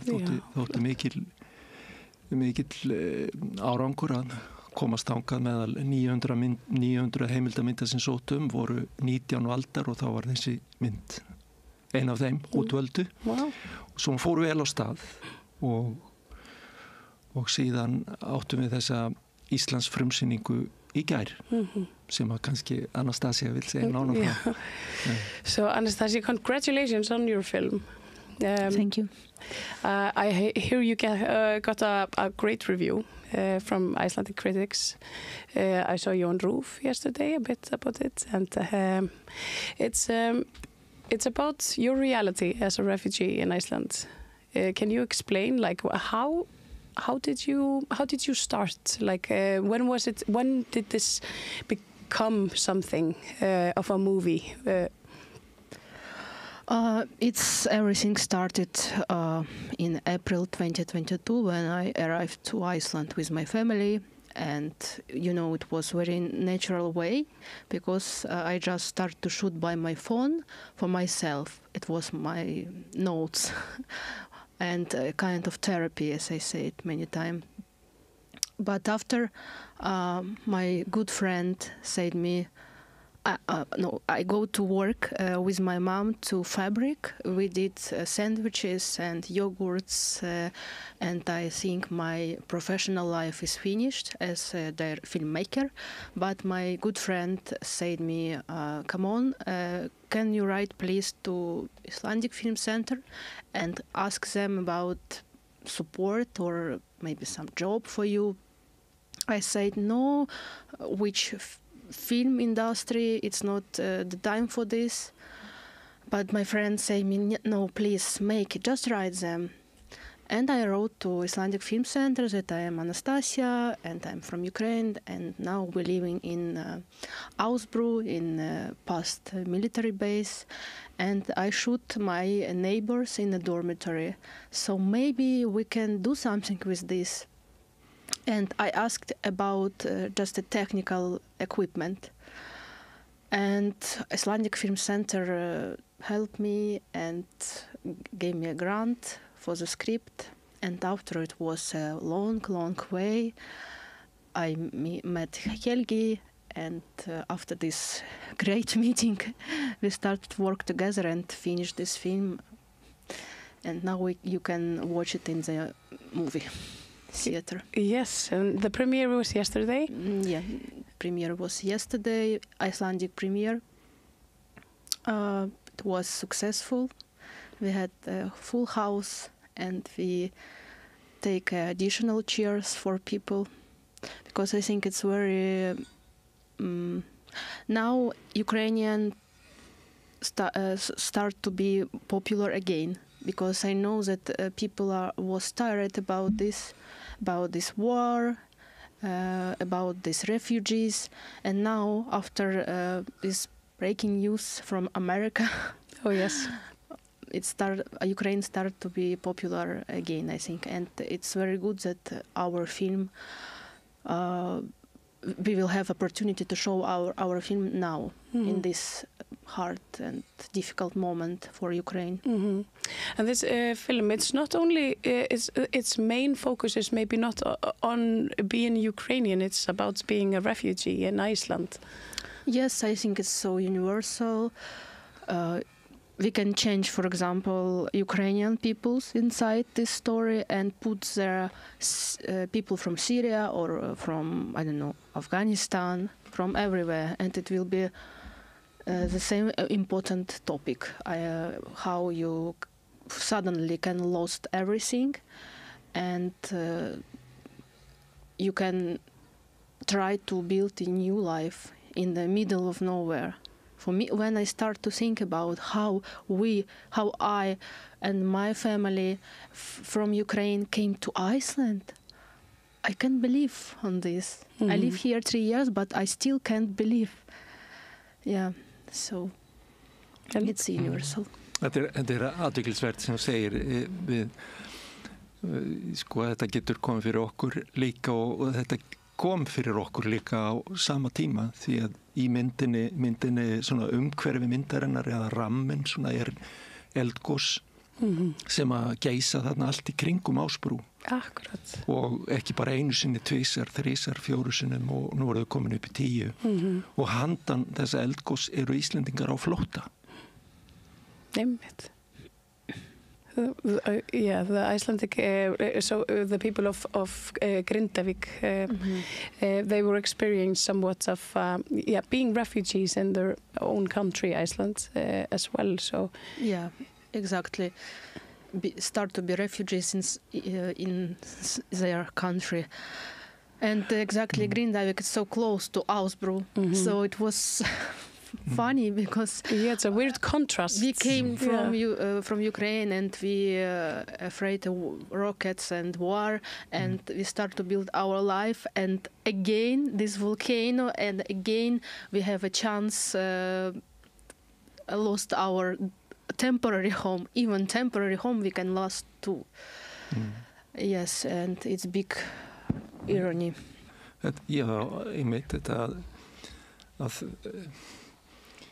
sumir sko þau eru alls ekki vön eldgosum heldur og þetta skapaði og skapar mikið ótta ennþá hjá því fólki sem lifir þarna og sumir vildu frekar fara aftur til Úkraínu heldur en að upplifa þessi óskup sem að dundu á fyrir okkur sem að erum alin upp við þetta.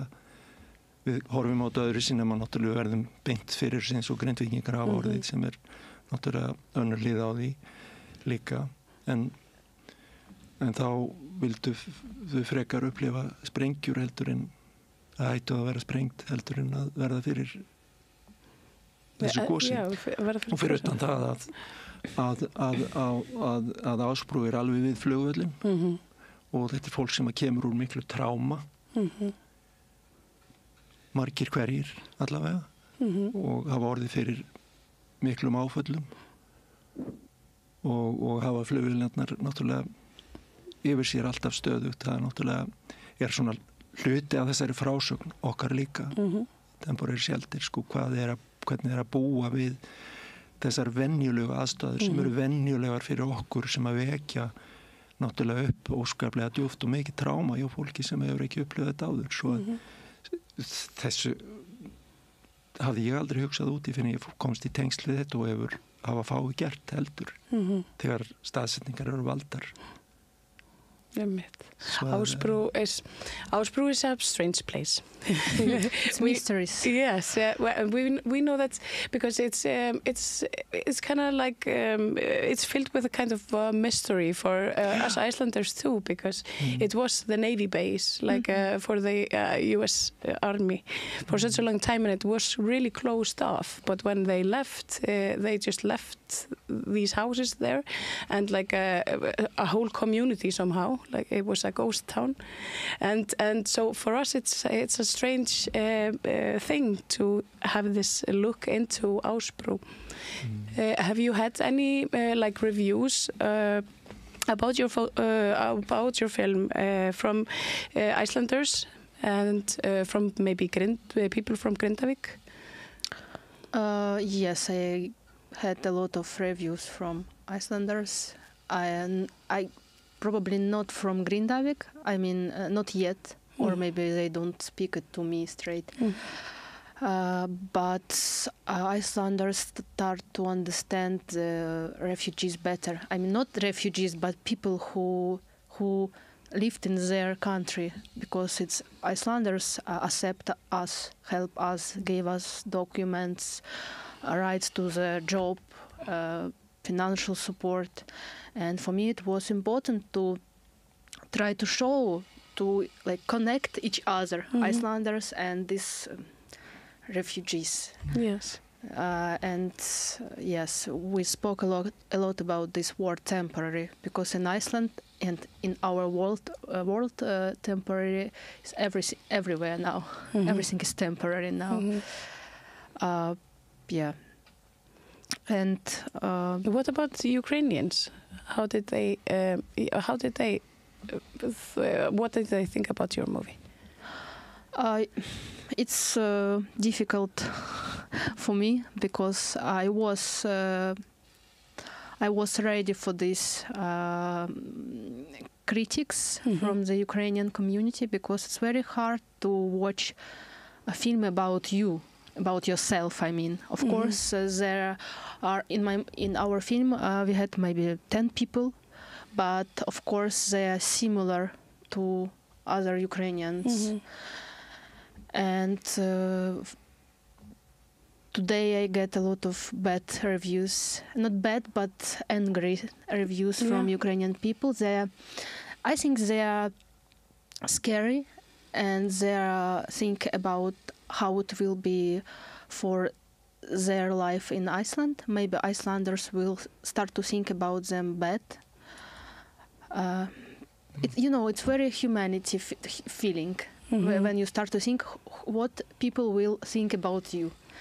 And Yeah, because they're maybe afraid of losing something that is really important to them, which is their asylum. Because we show in our movie, in our film, not perfect people. We showed real people with real problems, with some troubles. They can be stupid, they can be clever, they can be bad, they can be good. They're real. And Ukrainian community probably waited for some perfect Ukrainians in this film. But it's not my story. Anastasia sem sagt að lýsa því að hérna, myndinni hefur verið svona nokkuð vel tekið en samlendarinnar hafa svona sett svolítið spurningamerki við það og kannski svona verið hennar hörðustu gagnrýnendur vegna þess að það er svolítið erfitt að svona sjá sjálfan sig í einhvers konar spegli kvikmyndana og það er svona ákveðin hræðsla þannig á bakvið að þessu birtingamynd af fólki í þessum viðkvæmum aðstæðum sem eru þetta bara venjulegt fólk hún eigi eftir að verða til þess að ýta undir einhvers konar andúð í garð úkraínskra flóttamanna á Íslandi.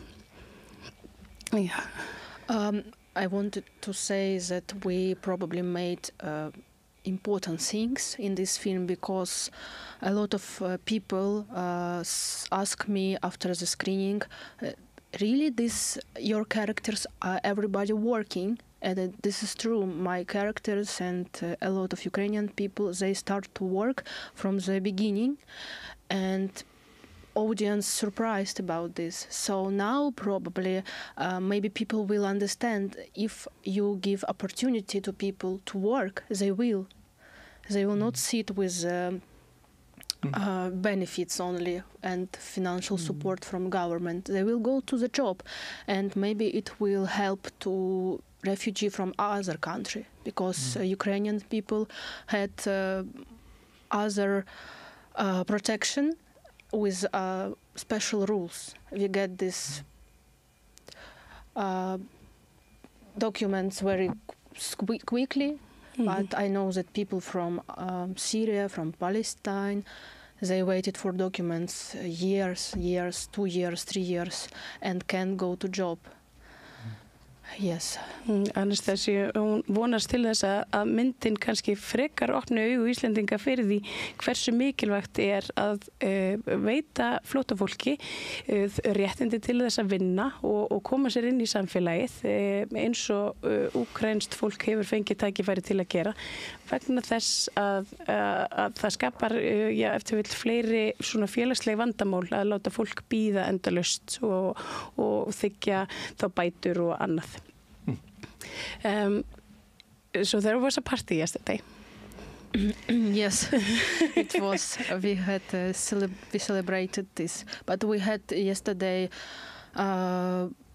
very sad day because yesterday was anniversary of full-scale invasion. Yes. It was 3 years, and of course it's not every Ukrainian people. People from Ukraine feel this day special, and I remember everything what happened 3 years ago and how it was and how what is the feeling I had. So it's difficult, but it was a bittersweet anniversary for you yesterday. So with a premiere and also yes, we made it specially because I think it was important to invite international community in this day and remind them that war is still happened, and every day we have rockets attack in Ukraine every day. So it still happened. War is continuing. And you say you talk about this feeling of being in war. Can you? I know it's hard to explain, and here you have like a whole movie trying to grasp that. But can you explain it for our listeners? It's like, how does it feel when your land gets invaded? What goes through your head? It's very easy to understand, I think. You can just imagine that somebody came to your house, to your flat, and say, no, it's not your flat. I will live there. You can stay maybe, but with my rules now. If you don't want to accept my rules, you can go out. And you start to say, why, it's my flat. Who are you? Who you are? And he say, no, this is my decision. You are nothing, I will believe here. And people around, you need to prove this, that this flat is yours every day. It's like crazy and unbelievable. And when war I started to better understand myself, who I am. Because before I lived in Poland 5 years, I studied in Warsaw. And after I went to St. Petersburg to study in director's workshop. And exactly, this is true. And I can say about this straight. When war started, I was in Petersburg exactly. And I get a call from my parents. And I hear a bomb there. Because we live near with the airport in Ukraine, and Russia started to bomb all airports firstly. For me it was, my world is finished, because country where I lived started to bomb my motherland. And for me it was a feeling not only about my country, it was like personal, that they personal come to my personal house, to my parents. And of course I decided to leave Russia and never back again. Yes, I have been in Ukraine a few times now. Last time I was in October, and unfortunately people can use war too, because I remember the first week when I was in my city, I was so scared about this rocket attack.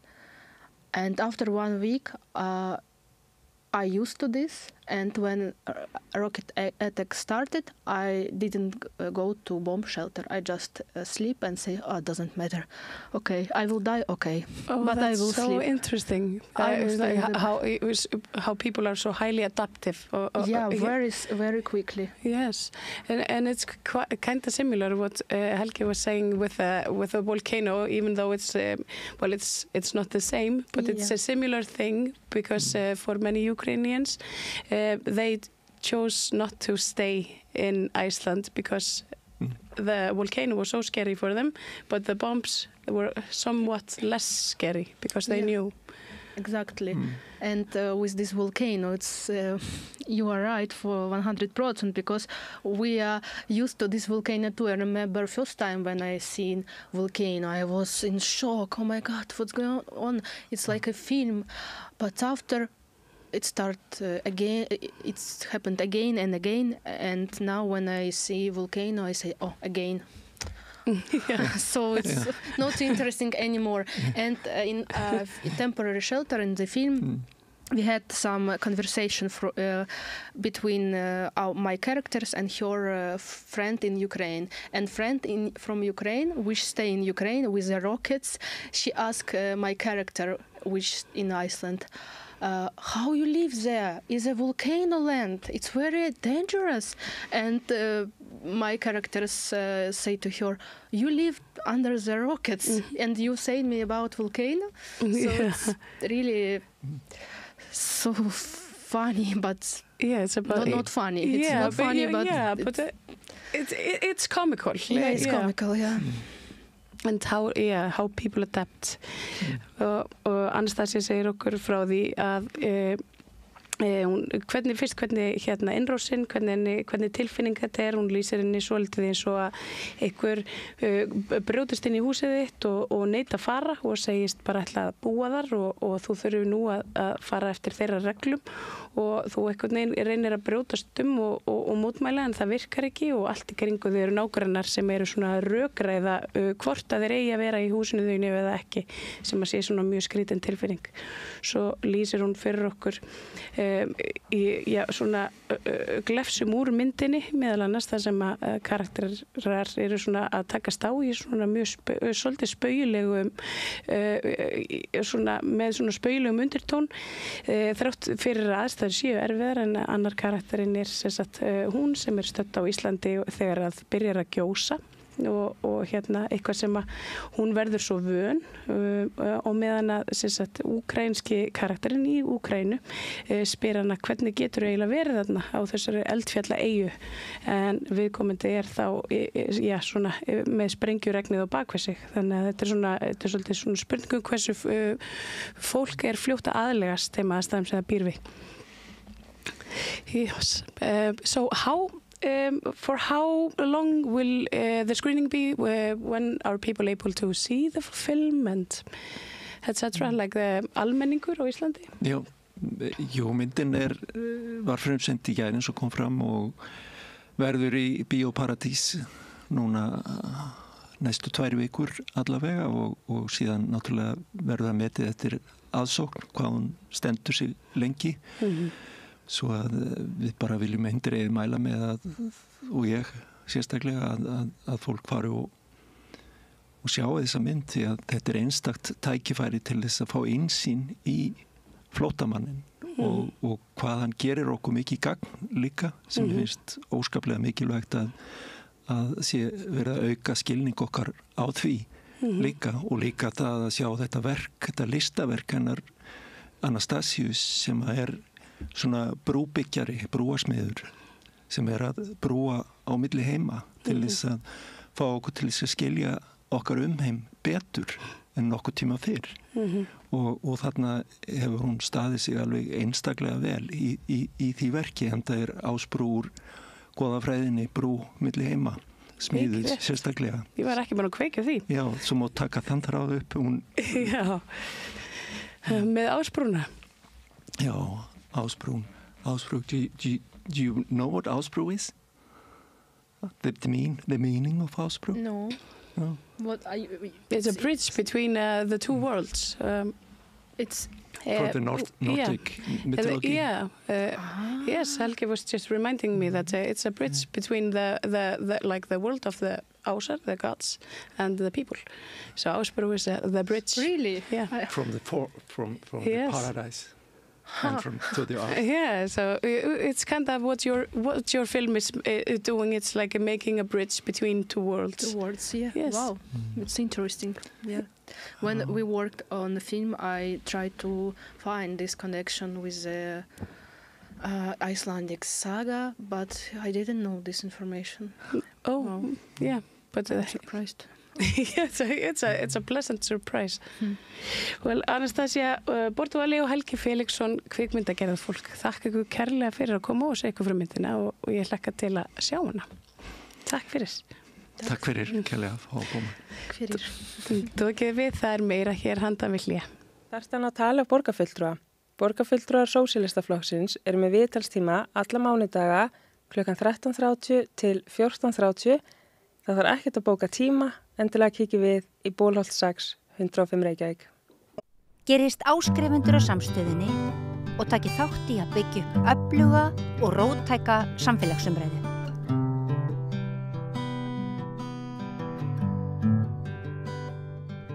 Já, komiði sæl, við ætlum að ræða landbúnaðarmál. Það hefur verið töluvert yfirlit ost undanfarið, eins og kannski hefur ekki farið fram hjá ykkur. Hvenar er ostur mjólkurostur, hvenar er ostur jurtaostur, hvernig á að tolla ost. Þetta hefur verið í fréttum síðustu daga og hefur svona spurt, hafi vísað út fyrir sig svolítið þessu umræða. Hún hefur kveikt spurningar sem ég ætla að reyna að setja hér á dagskrá og hef fengið til mín góðan gest. Ernu Bjarnadóttur, hagfræðing hjá Mjólkursamsölunni. Vertu velkomin. Takk, góðan daginn, hvað er sæl? Sæl og blessuð. Heyrðu, já, það er búið að fara nokkra hringi þetta ostamál. Ég veit ekki eiginlega hvar ég á að byrja á því. En sko, fjármálaráðherra var búin að því virtist taka einhver ákvörðun sem hefði þýtt að samkeppnisstaða bænda hér, mjólkur framleiðenda, hún hefði versnað töluvert. Hann hætti svo við fyrri ákvörðun sína, það var meðal hans eftir að 6 samtök bænda sendu frá sér á dögunum harðorða yfirlýsingu. Þannig að það sem að tollflokkun erlendrar mjólkur var gagnrýnd. Það pínulítið erfitt að átta sig á því hvenar við neytendur erum að tapa og hvenar við erum að græða á svona máli. Þú kannski getur hjálpað okkur aðeins að skilja þetta, en þú ert náttúrulega með hagsmuni bænda að leiðarljósi. Þú ert til þess að tala fyrir hagsmuni bænda og mjólkursamsölunar ekki rétt, en maður getur líka gefið sér að þú hafi bara heilmikið vita á þessum málum og sért ekki bara í áróður skinni að hafa þínar skoðanir. Ég veit ekki hvað ég á að byrja undan þessari lofræði hjá þér, en þetta auðvitað töluvert flókið mál og kannski ekki heiklum hent að svona vinda ofan af því þannig að það komist vel til skila. Nei. En þarna sem sagt verið að takast á, búið að takast á í mörg ár hvernig tiltekin vara tollafgreidd í landið og hvaða gjöld hún eigi að bera.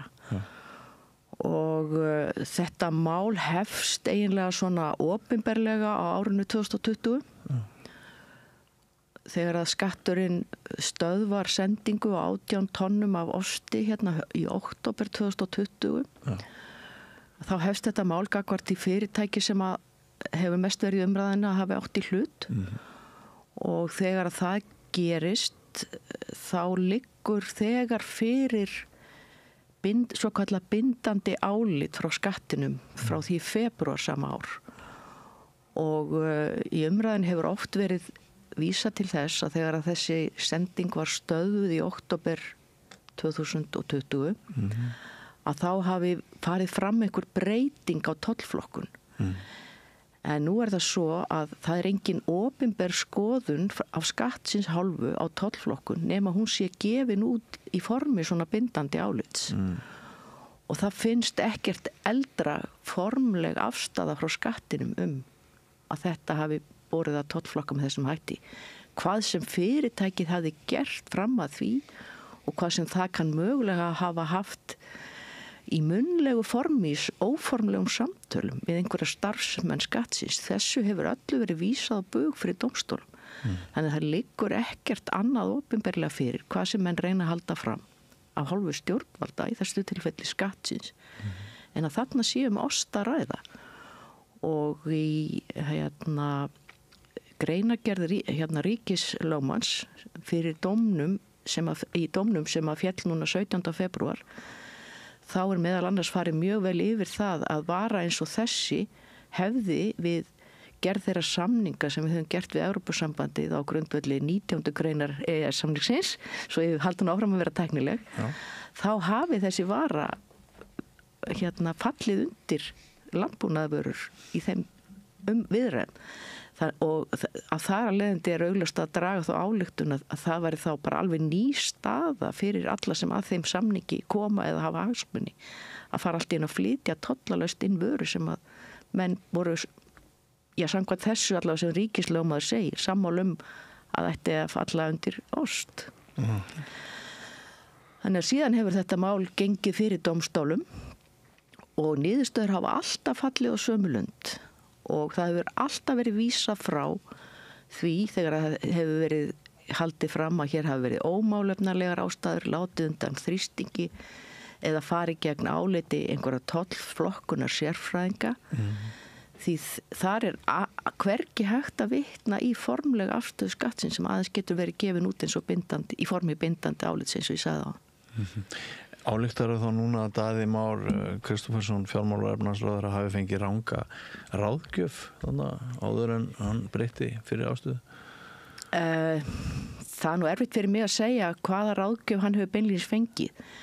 hafi hann fengið ráðgjöf frá félagi atvinnurekanda allavega, eins og mætti halda, þá spyr ég hvort að það nú ekki bara einfallega verið að beita þrýstingi þar eins og það félag sakar aðra oft á tíðum Já. Þér finnst Ólafur Stephensen hafa sterka stöðu sem þrýsti aðili í umræðina eitthvað? Ég er kannski ekki beinlínis að segja það en hann er mjög öflugur talsmaður hagsmuna sinna félagsmanna og það er bara hans starf. Já, kannski ágætt að þið áhorfendur og hlustendur vitið að það bara hittist ekki þannig á að það var hægt að ná Ólafi hérna inn í þessa umræðu. Ég hef reynt það, hann er upptekinn núna, heyri kannski hann síðar. En hérna, sko, hvað er þetta mikið hagsmunamál fyrir bændur, fyrir mjólkursamsöluna ef við getum spurt sem svo? Já, það er góð spurning og þetta er auðvitað númer 1 hagsmunamál kúabænda sem að búa hringinn í kringum landið. Þeir eru einhvers staðar komnir innan við 500 í dag, 468 bú sem eru að framleiða á meðaltali svona 350 lítra hvert og við höfum kannski upphaflega sett þetta fram sem í ljósi þess hve mikið var flutt af þessum vörum fyrir 5 árum en það er auðvitað ekki þeir hagsmunir sem væri undir ef það ætti að fara að breyta þessu þegar þá myndi staðan vera svo að allir sem að vilja flytja svona vörun myndu tollflokka vöruna með þessum hætti það væri almenn vitneskja og allir gengja því og þá getum við verið að tala til að byrja með allan markað fyrir rifin ost og það er markaður sem er af stærð sem að nemur allri framleiðslu sem að Auðumla kaupir að bændum í Borgarfirði, Snæfellsnesi, Dölum, Vesturlandi og Húnavatnssýslum. Jaha, það er ekkert smáraði. Það er þannig. Og hangir þetta einhverju leiti saman við pizzumenningu landans eða? Ég sko, nei, ég kannski ekki endilega segja það. Þetta þessi umrædda vara sem að hér hefur verið deilt hún er fyrst og fremst notuð á pítsur og þessi íblöndun á jurtaolíu í hana, hún er meðal annars og þetta er ekki íblöndun í sem sagt ostin sjálfan, heldur eru þetta pálmaolíu flögur sérstakar sem eru sem sagt blanda sama við rifin ost og svo íblöndun er meðal annars gerð til þess að osturinn þoli hærra hitastig í pítsaofnum. En síðan er náttúrulega önnur hlið á þessu sú sem að forseti bæjarstjórnar á Akranesi fóru inn á fundi með forsætisráðherra í Borgarnes á 5. Sko hvers konar bransi er pálmaolíu iðnaður? Þetta er náttúrulega stórfyrirtækja starfsemi sem að ryðja regnskóga ólöglega víða. Þeir eru ekki þekktir að því að fara vel með vinnuafl og síðan er þessi vara sem er nú ekki talin sérstaklega holl til neyslu, flutt inn og blandað í matvæli á Vesturlöndum, gagger til að lækka verðaðum.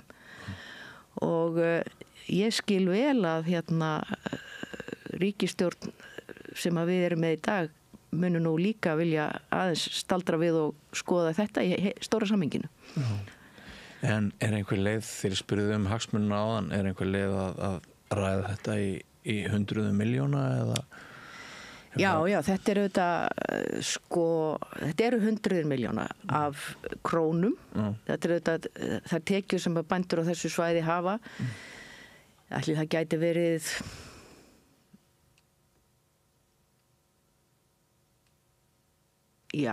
nú er ég er ekki tilbúin með þessa tölu en hvað eru 10 miljónir lítra 10-15 miljónir lítra lágmark sinnum afurðastöðuverði í dag sem ég man ekki töluna þetta er ekki ef við segjum bara sinnum 150 ég man ekki nákvæmlega hvað afurðastöðuverði er en þetta eru stórar fjárhæðir í tekjum fyrir bænda og þetta er númer sko bændur þegar þú segir sko þetta er hagsmunamál fyrir mjólkursamsalan er 100% eigu samvinnu félaga bænda og stærsti eigandinn er Auðumla sem að er samvinnufélag bænda landið umkring fyrir utan Skagafjörð og mjólkursamsalan er bara þeirra tæki til að koma vörunum á markað þannig að við erum ekki sjálfstæður við mjólkursamsalan ekki þannig sjálfstæði gerandi við erum bara að vinna í þágu okkar eiganda. Einmitt. Sko, eigum við aðeins að útvíkka umræðina. Einhvern tímann á 10. áratug síðustu aldar þá tók ég forsíðu viðtal dagblaði við Eirík S. Jóhannsson sem var þá komið norður að sinna störfum fyrir Kea Kaldbak og hann sagði að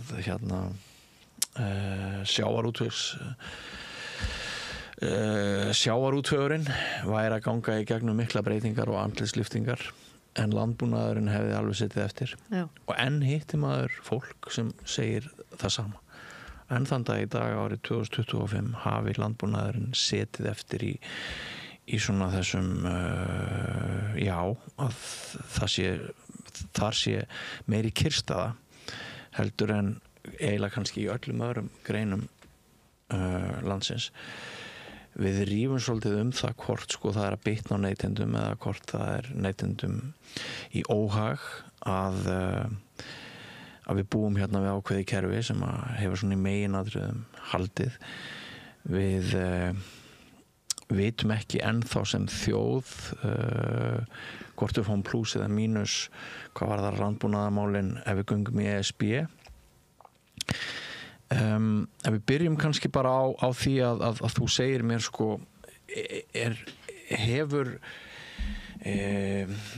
alltaf einhver svona fælni hjá okkur að taka á málefnum landbúnaðarins sem skildi og kann að vera að sigurvegararnir úr þeirri fælni séu kannski yfir færri heldur en við stundum öldum. Já, það er auðvitað alltaf gaman að velta fyrir sér sko hvaða stjórntækjum á að beita og það er alltaf háð markmiðunum. Já. Og varðandi, ef sko við byrjum aðeins þannig að þú vitnaðir í kannski 30 ára gamla svona sviðsmynd. Já. Þá hygg ég að meina og segja að breytingar síðan þá í landbúnaði eru gríðarlegar. Er það? Já. Í fyrsta lagi til dæmis ef við tökum bara fjölda sláturhúsa og þann geira. Þá hafa þau sennilega verið svona í kringum 30 á þessum tíma. Núna eru þau komin vel niður fyrir 10. Þannig að það hefur orðið gríðarleg hagræðing í þeim geira og hún hefur komið til af mörgum ástæðum. Hefur hún hækkað afurðaverð bænda? Ég held að ef við værum ennþá með 30 sláturhúsa þá væri kjötgeirin í dag miklu verðsettur en að þó er. Það er engin vafa því. Og væri ég sem neytandi að borga hærra verð fyrir kjötið? Já, ég hugsa bara að innflutningur myndi taka meira til sín. Bara samkeppni staða innlendu framleiðsluna gagnvart innflutningi væri bara með enn lakari heldur hún er í dag. Gott og vel. Þannig að og til dæmis þá var það 2004 minni mig. Þá einfallega tók ríki fram veskið og borgaði nokkrum sláturhúsum fyrir að loka. Já. Þá var verið að innleiða nýja heilbrigðislöggjöf í gegnum aðild okkar að EES-samningnum og það voru fjöldi sláturhúsa sem að voru bara þannig stödd að það var óraunhæft að þau myndu geta tekist á við það verkefni og á þeim tíma voru sláturhús líka að fara á hausinn þannig að það er engin vafa á því að það er öllum til hagsbóta að sú þróun hefur orðið. Nú svipaða sögum að segja í mjólkurframleiðslunni við miðan 10. áratuginn upp úr 1990 þá voru gríðarlegir rekstrarerfiðleikar hjá sumum fyrirtækjum í þessum geira og við getum bara nefnt til dæmis að þá fór kaupfélag Þingeyinga í gegnum mikla erfiðleika það vísu fór ekki gjaldþrot en mjólkursamlega Húsavík því var lokað mjólkursamlegin Borgarnesi var lokað og þetta var líka gert með gegnum sérstakar hagræðingar aðgerðir. Nú sú þróun hefur haldið áfram og mjólkursamsalan í þeirri mynd sem hún var í dag var stofnuð 2007. Þannig að nú eru starfsstöðvar mjólkursamsalana sennilega 5 ef ég man rétt og þar hafa tekið móti mjólk á 4. Þetta voru kannski 20 staðir sem var tekið móti mjólk. Ég bæti auðvitað við KS en þetta voru ábyggilega kringu 20 staðir sem tóku móti mjólk fyrir 30 árum sko. Og allt þetta og það hefur reiknað út, hefur skilað hagræðingu sem hefur skilað neytendum líka ávinningi. Við getum, og bændum, ég fullir það staða, beggja þessar aðalega væri allt önnur í dag, það er að segja framleiðslu kostnaður einfallega væri hærri ef þetta hefði ekki gerst. En því var spáð fyrir síðustu aldamót að líkt og hefur gerst með sjávarútveginn. Þetta hefur færst á örfáar hendur. Við erum með brjálæðislega fáa en ríka ólígarka í útgerðinni sem eiga landið og miðin. Því var spáð fyrir síðustu aldamót að því miður væri þetta óhjákvæmilegt bara út frá forsendum markaðarins að hér myndi búum snarfækka, þau yrðu stærri. Þetta yrði svona vélvætara og kaldara og ekki jafn rómantískt og myndi stanga svona meira á við sögu Íslendinga. Núna síðast er talað að við séum með kolvetlaust kyn, mjólkurkyn, að það er framleið ekki nóg, blessuðu íslensku beljunar okkar. Hvað segir þetta? Ég held að þetta tal að búin eigi vera minni en þau eru, nú þá fáum við náttúrulega bara sjálfkrafa hærra verð. Nú það sem hefur verið að gerast hér er einfallega það verið að innleiða tækni til þess að ekki bara lækka framleiðslukostnað, heldur líka létta bændum vinnuna og gera þeim jafnvel mögulegt að komast frá til þess að hitta annað fólk. Og það er ekki allir sem gera sér grein fyrir því að það er ofta tíðum bara einmannalegt starf að vera bóndi. Já, þetta var náttúrulega bara svo mikil bindinga, þetta var 365 ára hárið. Já, og ég er náttúrulega sjálf alveg upp á kúabúi, ég þekki það mjög vel og ég þekki... Og ég sjálf er bóndasonur, svo skjóti því að... Já, gaman að heyra Björn. En við þekkjum þetta allt og þegar maður horfir í dag á systkini sín eða æskuvinnu og dætur og syni þeirra vera komin í búskap og að þau geti farið á fund eða skroppið og hitta ættingja sína á þess að það sé meiri átt að mála því þau eru meira velvætt heldur en foreldrar mínir voru, þá held ég að við hljótum nú bara alla að geta að fagna því. Jafnvel tásummynd frá Tenerife. Já, það sjást meiri sér bændatær á þeim myndum. Það er alveg rétt. En er þetta alltaf svona einhver leiti varnarbarátt að verða ekki ofurhagkvæmninni að bráð vegna þess að þetta hefur nú orðið þannig í flestum kimum alheimsins að það sem var lítið og dreifðist og lítill hagnaður í það hafa orðið samfélagsbreytingar sem að hafa svona fækkað einingunum og gert það stærri. Ég held að við séum nú ekki nálægt því að verða neinum ofurhagnaða bráð, allavega við ekki heyrt það á bændum að þeir séu með svo fulla vasa penninga að það sé að tala rekstur þeirra sem með þeim hætti, rekstur búa þeirra sem með þeim hætti og íslensk kúabú eru minni heldur en víðast hvar í Evrópu þó þau séu orðin þetta fá og ég held að við höfum mörg tækifæri til þess að svona sína bara hlutverk og stöðu landbúnaðar í samfélaginu eftir sem áður þó búinum hafi fækkað þau eru hluti af ásýnd sveitana, tún eru slegin, tún eru græn og ég er nú svo mikil rómantíkar stundum að mér finnst bara litirnir á íslensku búfé út í náttúrunni vera alveg sjálfstætt málverk og þetta tólkaði nú Louisa Matthíasson vel í sinni myndlist, hún sýnir í mörgum sinna mynda íslenskt búfé í íslensku landlægi og það, mér finnst það alveg ævintýralega fallegt Þannig að ég held að bændur ætti að rækta samband sitt við þjóðina svolítið á þessum forsendum og mér er nú í minni líka að Sigur Helgason fyrsti forstjóri Fornleifa, ekki númer 2 hann kom á búnaðarþing einhvern tímann og ræddi einmitt hvað landbúnaðarinn gegndi hlutverki á landsbyggðinni til þess að skapa aðdráttarafl fyrir erlenda ferðamenn. Já. Og við sjáum þetta náttúrulega, þeir eru að klappa hestum og taka myndir af dýrum bara út í öllum vegkantum og af því skapast auðvitað þar fyrir utan hætta en þá sér maður þetta bara svo vel. Já, og bara búskapur sem menning. Já, menning og við þurfum líka bara að viðhalda okkar þekkingu á að nýta landi til ég og ekki bara viðhaldan, heldur líka aukana. Þegar að vera að tala um kornarækt og að auka hana, þá kallar það líka að byggja upp meiri þekkingu til þess að sé hægt að nýta landi því þekkingu, það þarf að nýta hana til þess að bæta hvaða yrki eru til notkunar og hvernig á að bera á þau og svo framvegis. Þetta er þekkingaratvinnugrein líka Já. En nú erum við með stjórnvöld sem að mögulega verður hér þjóðaratkvæðagreiðsla og mögulega verið að taka aftur úr dvala mögulega ESB aðild Íslendinga og ég sagði áðan að við vissum ekki alveg hvað þetta þýddi vegna þess að það hefur kannski skort svolítið á að það hafi reiknað út með samfærandi hætti og ekki í stjórnarsáttmálanum að aðilar utan Íslands eigi einhvern veginn að meta hérna ástandið af því að við erum jú ansi mörg sem höfum einhverja hagsmuni af annarkvort óbreyttu ástandi eða breyttu ástandi en hérna ykkur líst ekki á þetta þú ert þeirra skoðanar að við Íslendingar eigum ekki að ganga í ESB og þú heldur að það er þið ekki til dæmis okkur neytendum mögulega til góðs en bændum til tjóns. Já, ég undirstrika eins og þú sagðir að þetta mín skoðun. Ég vinn ekki hjá bændasamtökunum og tala ekki fyrir þeirra hönd í þessu máli.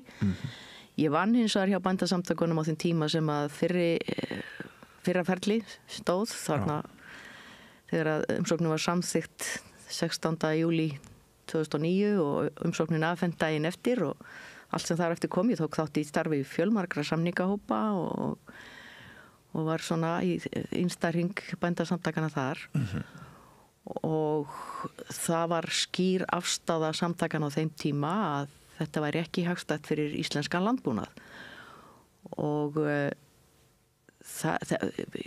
hafandi sagt það, þá veit ég og það þarf ekki að segja mér það að Evrópusambandið hefur breyst mikið síðan og það hefur til dæmis landbúnaðarstefnu þess hefur líka verið breytt en það er hins vegar ekki bara háð því sko hvað hvernig landbúnaðarstefna og framlög Evrópusambandsins sjálfs eru til landbúnaðar, hver áhrifin verða á Íslandi.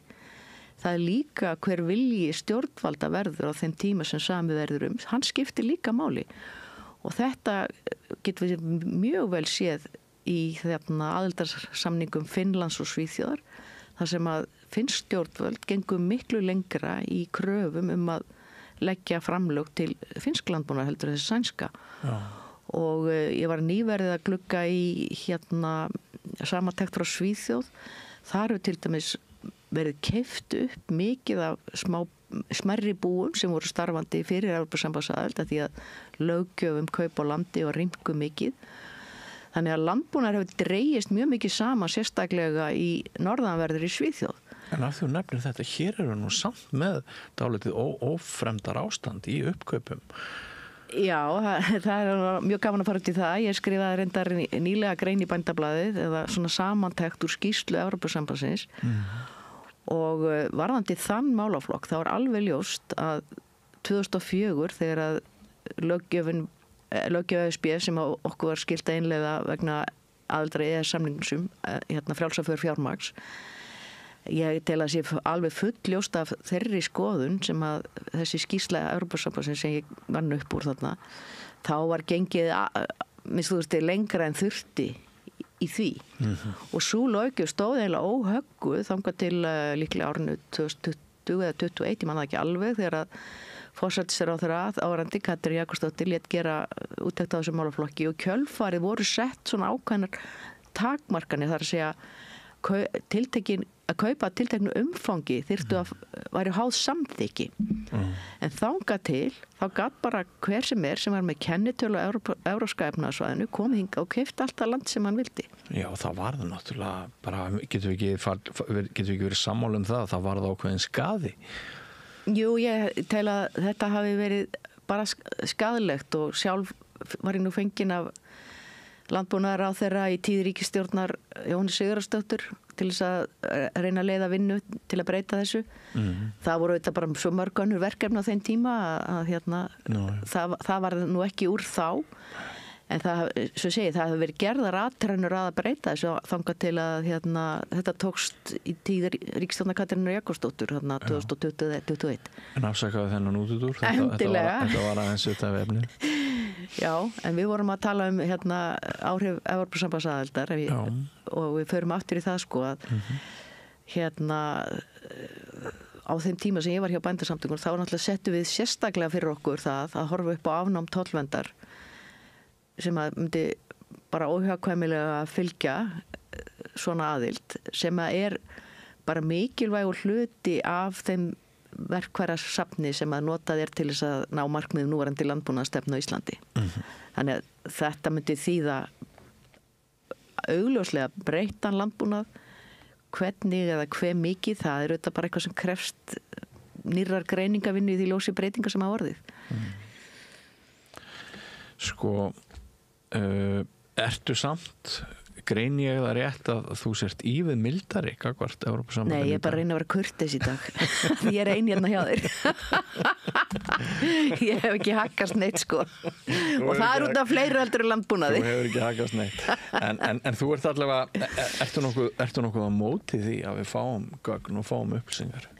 Nei, sko, við þurfum náttúrulega að fá öll gögn og upplýsingar sem það þarf. Það auðvitað alveg rétt, en það hins vegar mikilvægt að allir gera sér grein fyrir því að það sem í boði Evrópusambandið eins og það lítur út í dag. Það ekki samið neitt í svona viðræðum. Þetta ekki aðildaviðræður, þetta eru aðlöguna viðræður. Það að segja á hvaða hraða og hvernig við innleiðum löggjöf Evrópusambandsins. Löggjöf Evrópusambandsins ekki breytt í svona ferli. Nei. ChatGPT sammála mér.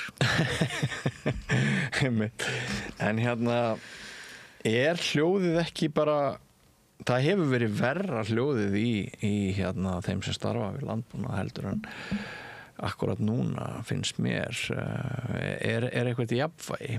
Ertu nú bara að meina svona afkomuna eða svoleiðis? Já, ég að meina afkomuna, ég að meina þú varst sjálf að segja að það svona aðeins meira frelsi, það voru tæknibreytingar og hérna.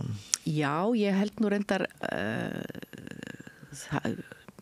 bændur allavega gengu í gegnum meiri svona erfiðleika meðan að aðföng hækkuðu gríðarlega í kjölfar Úkraínustuðsins og í COVID, þá held ég að staða bænda hafa nú verið þyngri kannski hún akkurat núna. Já, ég held að megi kannski segja það. Hins vegar eru svona menn uggandi núna eftir þessi skilaboð sem komi frá fjármálaráðherra að þetta ráðast í svona brattar breytingar held ég megi segja fyrir þeirra hönd bara á fyrstu dögum ríkisstjórnar, þá verða menn uggandi og mér fannst þetta koma svona, ég fór nú á fundin með forsætisráðherra í Borgarnesi á 5. og mér fannst svona bændum svona koma frá þeim að þeir voru áhyggjufullir. Til hvers þetta að vísa nákvæmlega? Ég að vinna til fundar sem forsætisráðherra var með í Borgarnesi opinn fund á 5. og þeir voru meðal annars að tala sko það talaði nú stjórnarmaður þarna og mæltist mjög vel í bændasamtökunum, meðal annars að tala sko að andlega heilsa bænda væri viðkvæmum þessa myndir. Þeim hefði verið lofað stuðningi vegna veður svona erfiðra veðurfarsaðstæðna síðastlið vor og margir ættu mikið undir að það kæmi, það hefur ekkert komið út úr því ennþá og hann sagðist vita til þess að menn væri að taka börn úr skóla, foreldrar sem eru reka búskap að þau hefði bara ekki efni á að hafa börn í skóla og væri að taka börn úr skóla. Sem afleiðing af þessu veðri? Já, sem bara afleiðing af hvernig afkoma allavega í þeim tilfelli það kom ekki fram hvort að það tengdist þessu beint en þannig að mér fannst svona á þessum fundi, ekki bara í máli þessa manns heldur fleiri, svona menn hafa miklar áhyggjur framtíðin og þarna töluðu líka ungi bændur sem eru að taka við búrekstri og byggja sig upp, til dæmis systur sem eru að taka við að foreldrar sínum, ungt fólk spyr sig sko hvaða framtíð á ég ef að það fyrstu skilaboð ríkisstjórnar að ráðast í einhlega breytingar sem geta haft þær afleiðingar sem við vorum að fara yfir áðan. Ertu þá að vísa til eingöngu í ESB? Nei, nú ég að tala sko þessu ostamál og þá hluti sko. Já, nei, ég ekki en ég svona að tala bara almennt að menn eru svona uggandi hvaða breytinga verða. Ostamáli var þá á öðrum stað en það í dag þegar þessi fundur fór fram. En varandi ESB, ég held að það svona sú umræða ekki komin kannski á mikið flug meðal bænda tel ég. Ég hef ekki orðið vör við það. Ég veit að þetta eru menn að velta þessu fyrir sér og skoða. En og frá ýmsum hliðum, ekki bara landbúnaði, ég meina það þetta mörg fleiri atriði eins og verðbólga, atvinnuleysi og hagvöxtur.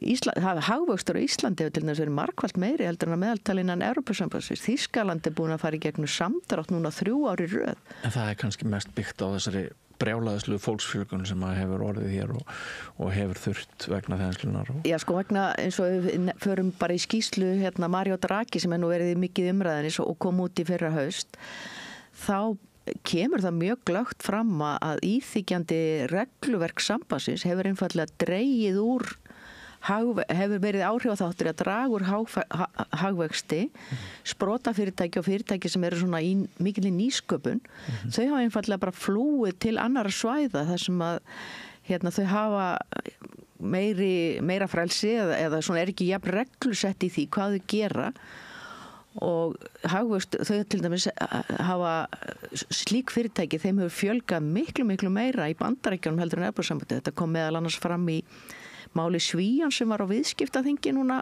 daginn. Hann sýndi ýmsar myndir svona þessu til stuðnings. Þannig að Evrópa hefur bara, og ég vil bara segja því miður, hún hefur verið að dragast aftur úr það, menn hafa bara raunverulega áhyggjur að því. En hérna er þetta svona í lokin kannski, af því að þú er tagfræðingur hjá Mjólkursamsölunni, er ekki selt miklu meira af mjólk núna í þessu landi og mjólkurafurðum vegna allra ferðamannana sem hér eru en var áður? Hefur þetta ekki bætt mjög afkomu þíns fyrirtækis? Já, sko, augljóslega eru ferðamenn mikilvægur hluti af markanum og mjólkur, að sala á mjólk og mjólkurafurðum hefur bara aukist samfellt núna í langan tíma. Og þú nefnir líka fólksfjölgun og auðvitað hún hluti af söluaukningunni þó að einhver leyti sé hún komið til að fólki sem hefur ekki svona menningarlega kannski mikla sögu eða ríka hefði að neyta mjólkuvara. En ferðamenn og fólksfjölgun eru auðvitað stór hluti af þessu þannig að framleiðslan hjá bændum hefur bara getað aukist ár frá ári sem auðvitað bara tækifæri og jákvætt fyrir þá. Já. Sko, af því að ég er svona kálfur alveg upp í sveit þá þegar ég fyrir búðuna, ég kaupi undarennu ég kaupi gula mjólk eins og börnin kaupa, ég kaupi líka bláa mjólk og ég drekk rjóma út í kaffið og ég bara fylli innkaupakörfuna mína á alls konar mjólkuvörum en ég er svo eini á heimilinu sem gerir það fyrir utan skýrið. Skýr er einhver vara sem að bara Íslendingar verðast vera hámi í sig frá ólíkum framleiðendum í alveg gríðarlegum mæli. En sko, er menningabreiting á milli kynslóða í þessari mjólkurneyslu? Já, sko, við horfum til dæmis, ég er nú ekki alveg með sölutöluðnar á hreinu, þú voru að fyrirgefa. Nei, ég fyrirgefa alveg, þetta er óvænt spurning líka. En sko, sala á drykkjarmjólk, hún hefur svona sögulega yfir tíma verið að draga saman. Þannig að eldra fólk er miklu meira alveg uppið að drekka mjólk og mjólk með mat og svoleiðis. Og það hefur svona kannski einhver leyti þessar neyslu ráðleggingar kannski haft áhrif á það. Það var svona unni gegn mjólkufita tímabili en það nú reyndar er selt meira af fituþættinum í mjólkinni heldur próteininu. Þetta eru tvö við kallum það verðefni, þetta er mjög tæknilegt hugtak en mjólk er ekki bara mjólk eins og þú fórst vel yfir á þann, þú drekkur undarennu og svo drekkur fitun í formi rjóma sko og þegar upp er staðið þá seljum við meira af vörum sem innihalda hlutfallslega meira fitu heldur próteini þannig að við þurfum að flytja nokkru leyti út þurrkað undarennuduft af því það selst ekki innanlands en það er auðvitað frábært fitan, mjólkufitan er auðvitað bara mjög skemmtilegt hráefni, við þekkjum það í smjöri og rjóma og í bakstri og alls konar matagerð. Já, og það er nú lúmst sem er af próteini í einu glasa undarennu. Já, undarennu er náttúrulega ekki annað en bara skýr þar sem að áður en að vatnið er tekið út sko og var hann með eða fer fram í gegnum sína gerjun sem þarf til að það verði skýri.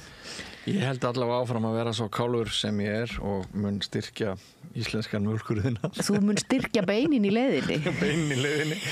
En kæra þakkir fyrir komuna. Erna Bjarnadóttir, hagfræðingur hjá Mjólkursamsölunni. Við höfum farið yfir nokkur mál og kæra þakkir. Takk fyrir mig, gaman að eiga þetta spjall. Nú, þá er þessi þáttur á enda runnin. Við þökkum ykkur hlustendum og áhorfendum fyrir samfylgdina og minnum á það að vel unnarar okkar, þeir sem vilja styðja okkur, geta farið inn á vefslóðuna samstöðin.is, fundið þar hnapp sem stendur á áskrift og þar hægt að stofna til mánaðarlegar skuldbindingar aðeins 2.500 krónur og með því verður þau eigandi, áskrifandi að okkar efni og eigandi þessa fjölmiðil sem hefur vakið mikla athygli, ekki síst síðustu mánuði. Það eru ansi margir að tala samstöðuna og ef þú vilt gera þitt til þess að við verðum áfram í loftinu sem útvarpsstöð, sjónvarpsstöð, á hlaðvörpum og ég veit ekki hvar, þá kannski ef þú ert aflögu fær, þá kannski íhugaðu það að sína stuðning þinn í verki. En Rauðaborðinu lokið í kvöld. Við sjáumst aftur á morgun klukkan 8. Verið þið sæl. Segðu það á Samstöðinni. Samstöðin í eigu hlustenda, áhorfenda og lesenda. Sláist í hópinn og gerist áskrifendur.